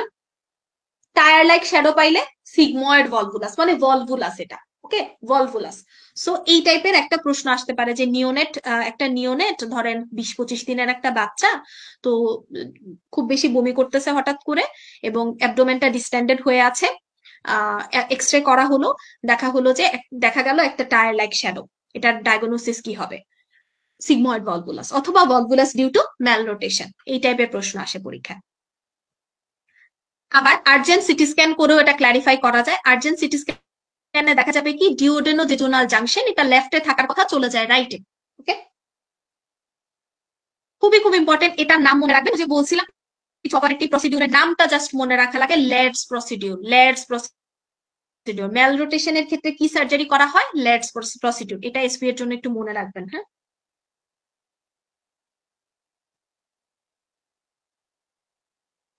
কি জায়গাগুলো আসলে তেমন একটা ইম্পর্টেন্ট না, জাস্ট নাইস টু নো হিসেবে আমি জানাইছি এগুলো, একবার টিম দিয়ে নিয়েন। হ্যাঁ, এখানে একটা জিনিস আমি আপনাদের, এটা এটা থেকে প্রশ্ন আসে। হ্যাঁ, এখানে একটা জিনিস বাদ দিয়ে দিছে, ও তিলাক সাইনটা উল্লেখ করে নাই। আমি একটু দেখে আপনাদেরকে বলি, তাহলে এই চ্যাপ্টার থেকে আর কিছু লাগবে না। এটা হলো কি মেজেন্টারিক সিস্ট হচ্ছে, এটা এমসিকিউ এর জন্য পড়বেন, আর এসপি এর একটা জায়গা আছে আমি বলে দিব। এটা হলো কি মেজেন্টারিক সিস্টটা হচ্ছে যে মোস্ট কমনলি এটা অ্যাডাল্টে হয়, মিন এজ হচ্ছে 45 ইয়ার্স এর। হ্যাঁ, এবং এটা ফিমেলের ক্ষেত্রে বেশি কমন, ইনসিডেন্স রেটটাও পড়বেন। 1,40,000-এ একজনের হয় এরকম, এবং এটা হচ্ছে 15 বছরের উপরে বাচ্চাদের হয়। আচ্ছা, তো যেটা যে আসে মেইনলি এখানে একটা সোয়েলিং পাওয়া যায়, পেইনলেস সোয়েলিং নিয়ার আম্বিলিকাস, আম্বিলিকাসের পাশে, এই যে আম্বিলিকাস এটার পাশে একটা এরকম পেইনলেস সোয়েলিং পাওয়া যায়। পেইন থাকে না, নাড়াচাড়া করে, এটা নড়াচড়া করে, ফ্লাকচুয়েন্ট। ওকে, এবং সোয়েলিংটা হচ্ছে কি হয় যে মুভমেন্ট থাকে, উপরে নিচে এটাকে মুভমেন্ট করানো যায়। এই মুভমেন্টটা যে করে এই সোয়েলিং এর, এই সাইনটার একটা নাম আছে, নাম হচ্ছে টিলাক্স সাইন। এটা এই মেজেন্টারিক সিস্টে পাওয়া যায়। এবং এই পেশেন্টের প্রেজেন্টিং ফিচার হচ্ছে পেটে ব্যথা থাকবে, বমি থাকবে, তারপরে কমন এই জিনিসপত্রগুলো। তো এটা লাগবে না, মেইনলি হচ্ছে এই জিনিসপত্রগুলো এমসিকিউ স্ট্যামের জন্য পড়বেন, মেজেন্টারিক সিস্ট। ওকে, তাহলে মেজেন্টারিক সিস্ট আরেকবার রিভিউ করি, এটা পরীক্ষা এমসিকিউ তে আসছে যে এটা মোস্ট কমনলি অ্যাডাল্টের ক্ষেত্রে হয়। ওকে, অ্যাডাল্টের ক্ষেত্রে হয়, বাচ্চাদের ক্ষেত্রে হলে 15 বছরের উপরে বাচ্চাদের হয়, 5 বছরের বাচ্চারাও এফেক্টেড হতে পারে। ফিমেলদের ক্ষেত্রে বেশি কমন, ইনসিডেন্স রেট কি 1,40,000-এ একজনের হয়। এগুলো কেন বলতেছি, এগুলো এমসিকিউ স্টেমে আসে।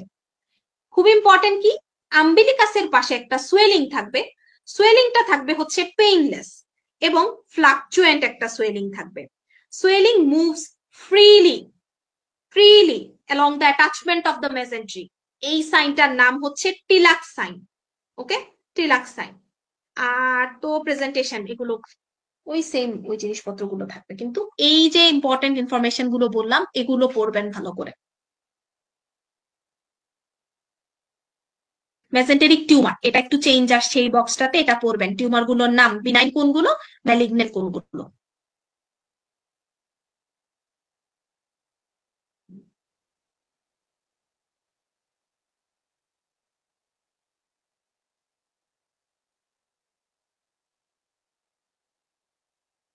রেট্রোপেরিটোনিয়াল টিউমার থেকে একটা জিনিস আসে, এটার আরেকটা নাম হরমোনস ডিজিজ।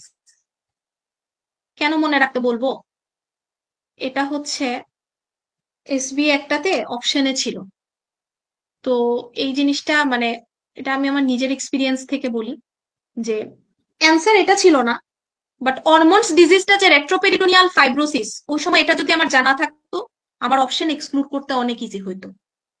হরমোনস ডিজিজ, হ্যাঁ, এটার আরেকটা নাম হচ্ছে হরমোনস ডিজিজ। এখানে হচ্ছে ফাইব্রোসিস হয়ে যায়, হ্যাঁ, মানে রিলেটিভলি কি হয়, একটা গ্রেইশ অথবা whitish plaque of the tissue এই জায়গাটাতে জমা হতে থাকে এবং ফাইব্রোসড হয়ে যায়, শক্ত হয়ে যায় এই জায়গাটা, রেট্রোপেরিটোনিয়াল ফাইব্রোসিস। এটার আরেকটা নাম হচ্ছে হরমোনস ডিজিজ। জাস্ট এতটুকু মনে রাখলেই হবে, আর কিছু কজ এমনি নাইস টু নো, কিন্তু এটা জাস্ট আপনার হিস্টোপ্যাথোলজিক্যাল অ্যাপিয়ারেন্স যেটা যেরকম থাকে ওইটা, আরেকটা নাম কি রেট্রোপেরিটোনিয়াল ফাইব্রোসিসের, হরমোনস ডিজিজ, এটা ইম্পর্টেন্ট, এটা মনে রাখবেন।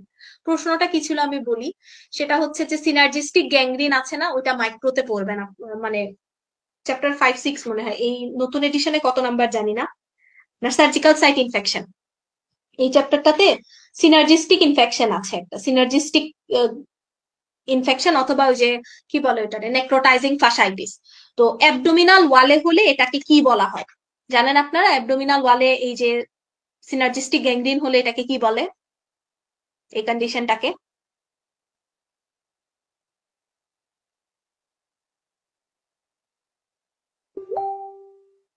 মানে নেক্রোটাইজিং ফাসাইটিসটা অ্যাবডোমিনাল ওয়ালে হলে এটাকে কি বলে, অ্যান্টেরিয়র অ্যাবডোমিনাল ওয়ালে? এটাকে বলা হয় মেলেনিস সিনার্জিস্টিক গ্যাংগ্রিন, হ্যাঁ। আর স্ক্রুটামে হলে ফর্নিয়ার্স গ্যাংগ্রিন বলে। তো ওই চ্যাপ্টারটাতে পড়বেন, ওই অপশনটার মধ্যে ফর্নিয়ার্স, মেলেনিস সাথে হরমোনস ডিজিজও ছিল। তো এরকম এই কয়েকটা টার্ম জানা থাকলে আপনার এক্সক্লুড করতে সুবিধা হবে।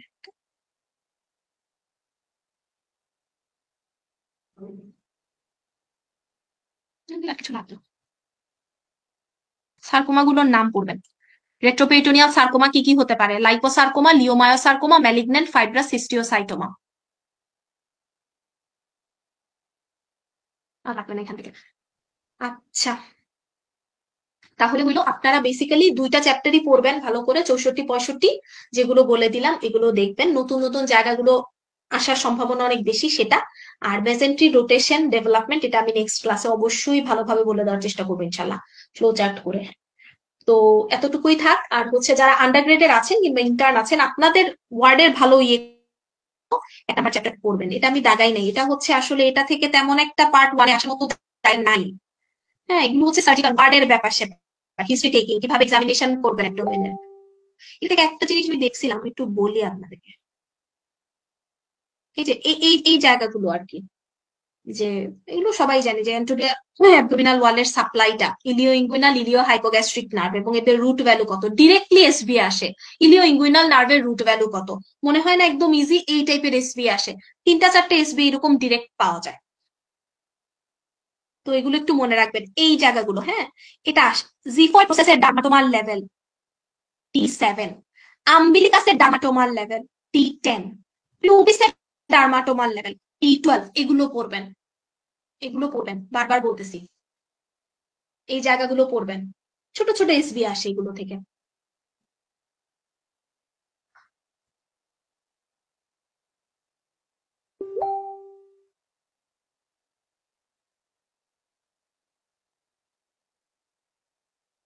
এখান থেকে আসলে পার্ট ওয়ানের জন্য ইম্পর্টেন্ট নাই কিছু, এই জন্য বলি না। এটা হচ্ছে যারা ইন্টার্ন আছেন, যদি থেকে থাকেন এই গ্রুপে কেউ, রিডিং দিবেন, A to Z রিডিং দিবেন, কাজে দিবে অনেক।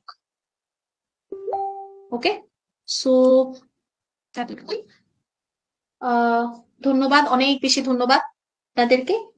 এই চ্যাপ্টার গুলো পারলে আজকে, না পারলে কালকের মধ্যে একটু রিডিং দিয়ে দিয়েন, তাহলে সেট থাকবেন। যে কথাগুলো বললাম এগুলো একটু শুনে নোট করে নিয়েন, দাগায় নিয়েন, তাহলেই হবে আর এক্সাম দিবেন। আচ্ছা, তাহলে হচ্ছে আজকে এতটুকুই থাক। আজকের ক্লাস কি বোঝা গেছে? কেউ একজন বলবেন কি কোনো সমস্যা হয়েছে কিনা? শোনা গেছে, বোঝা গেছে, দাঁড়াইতে পারছেন আপনারা? কিছু এসবিএ বলেছিলাম আমি। এনিওয়ান?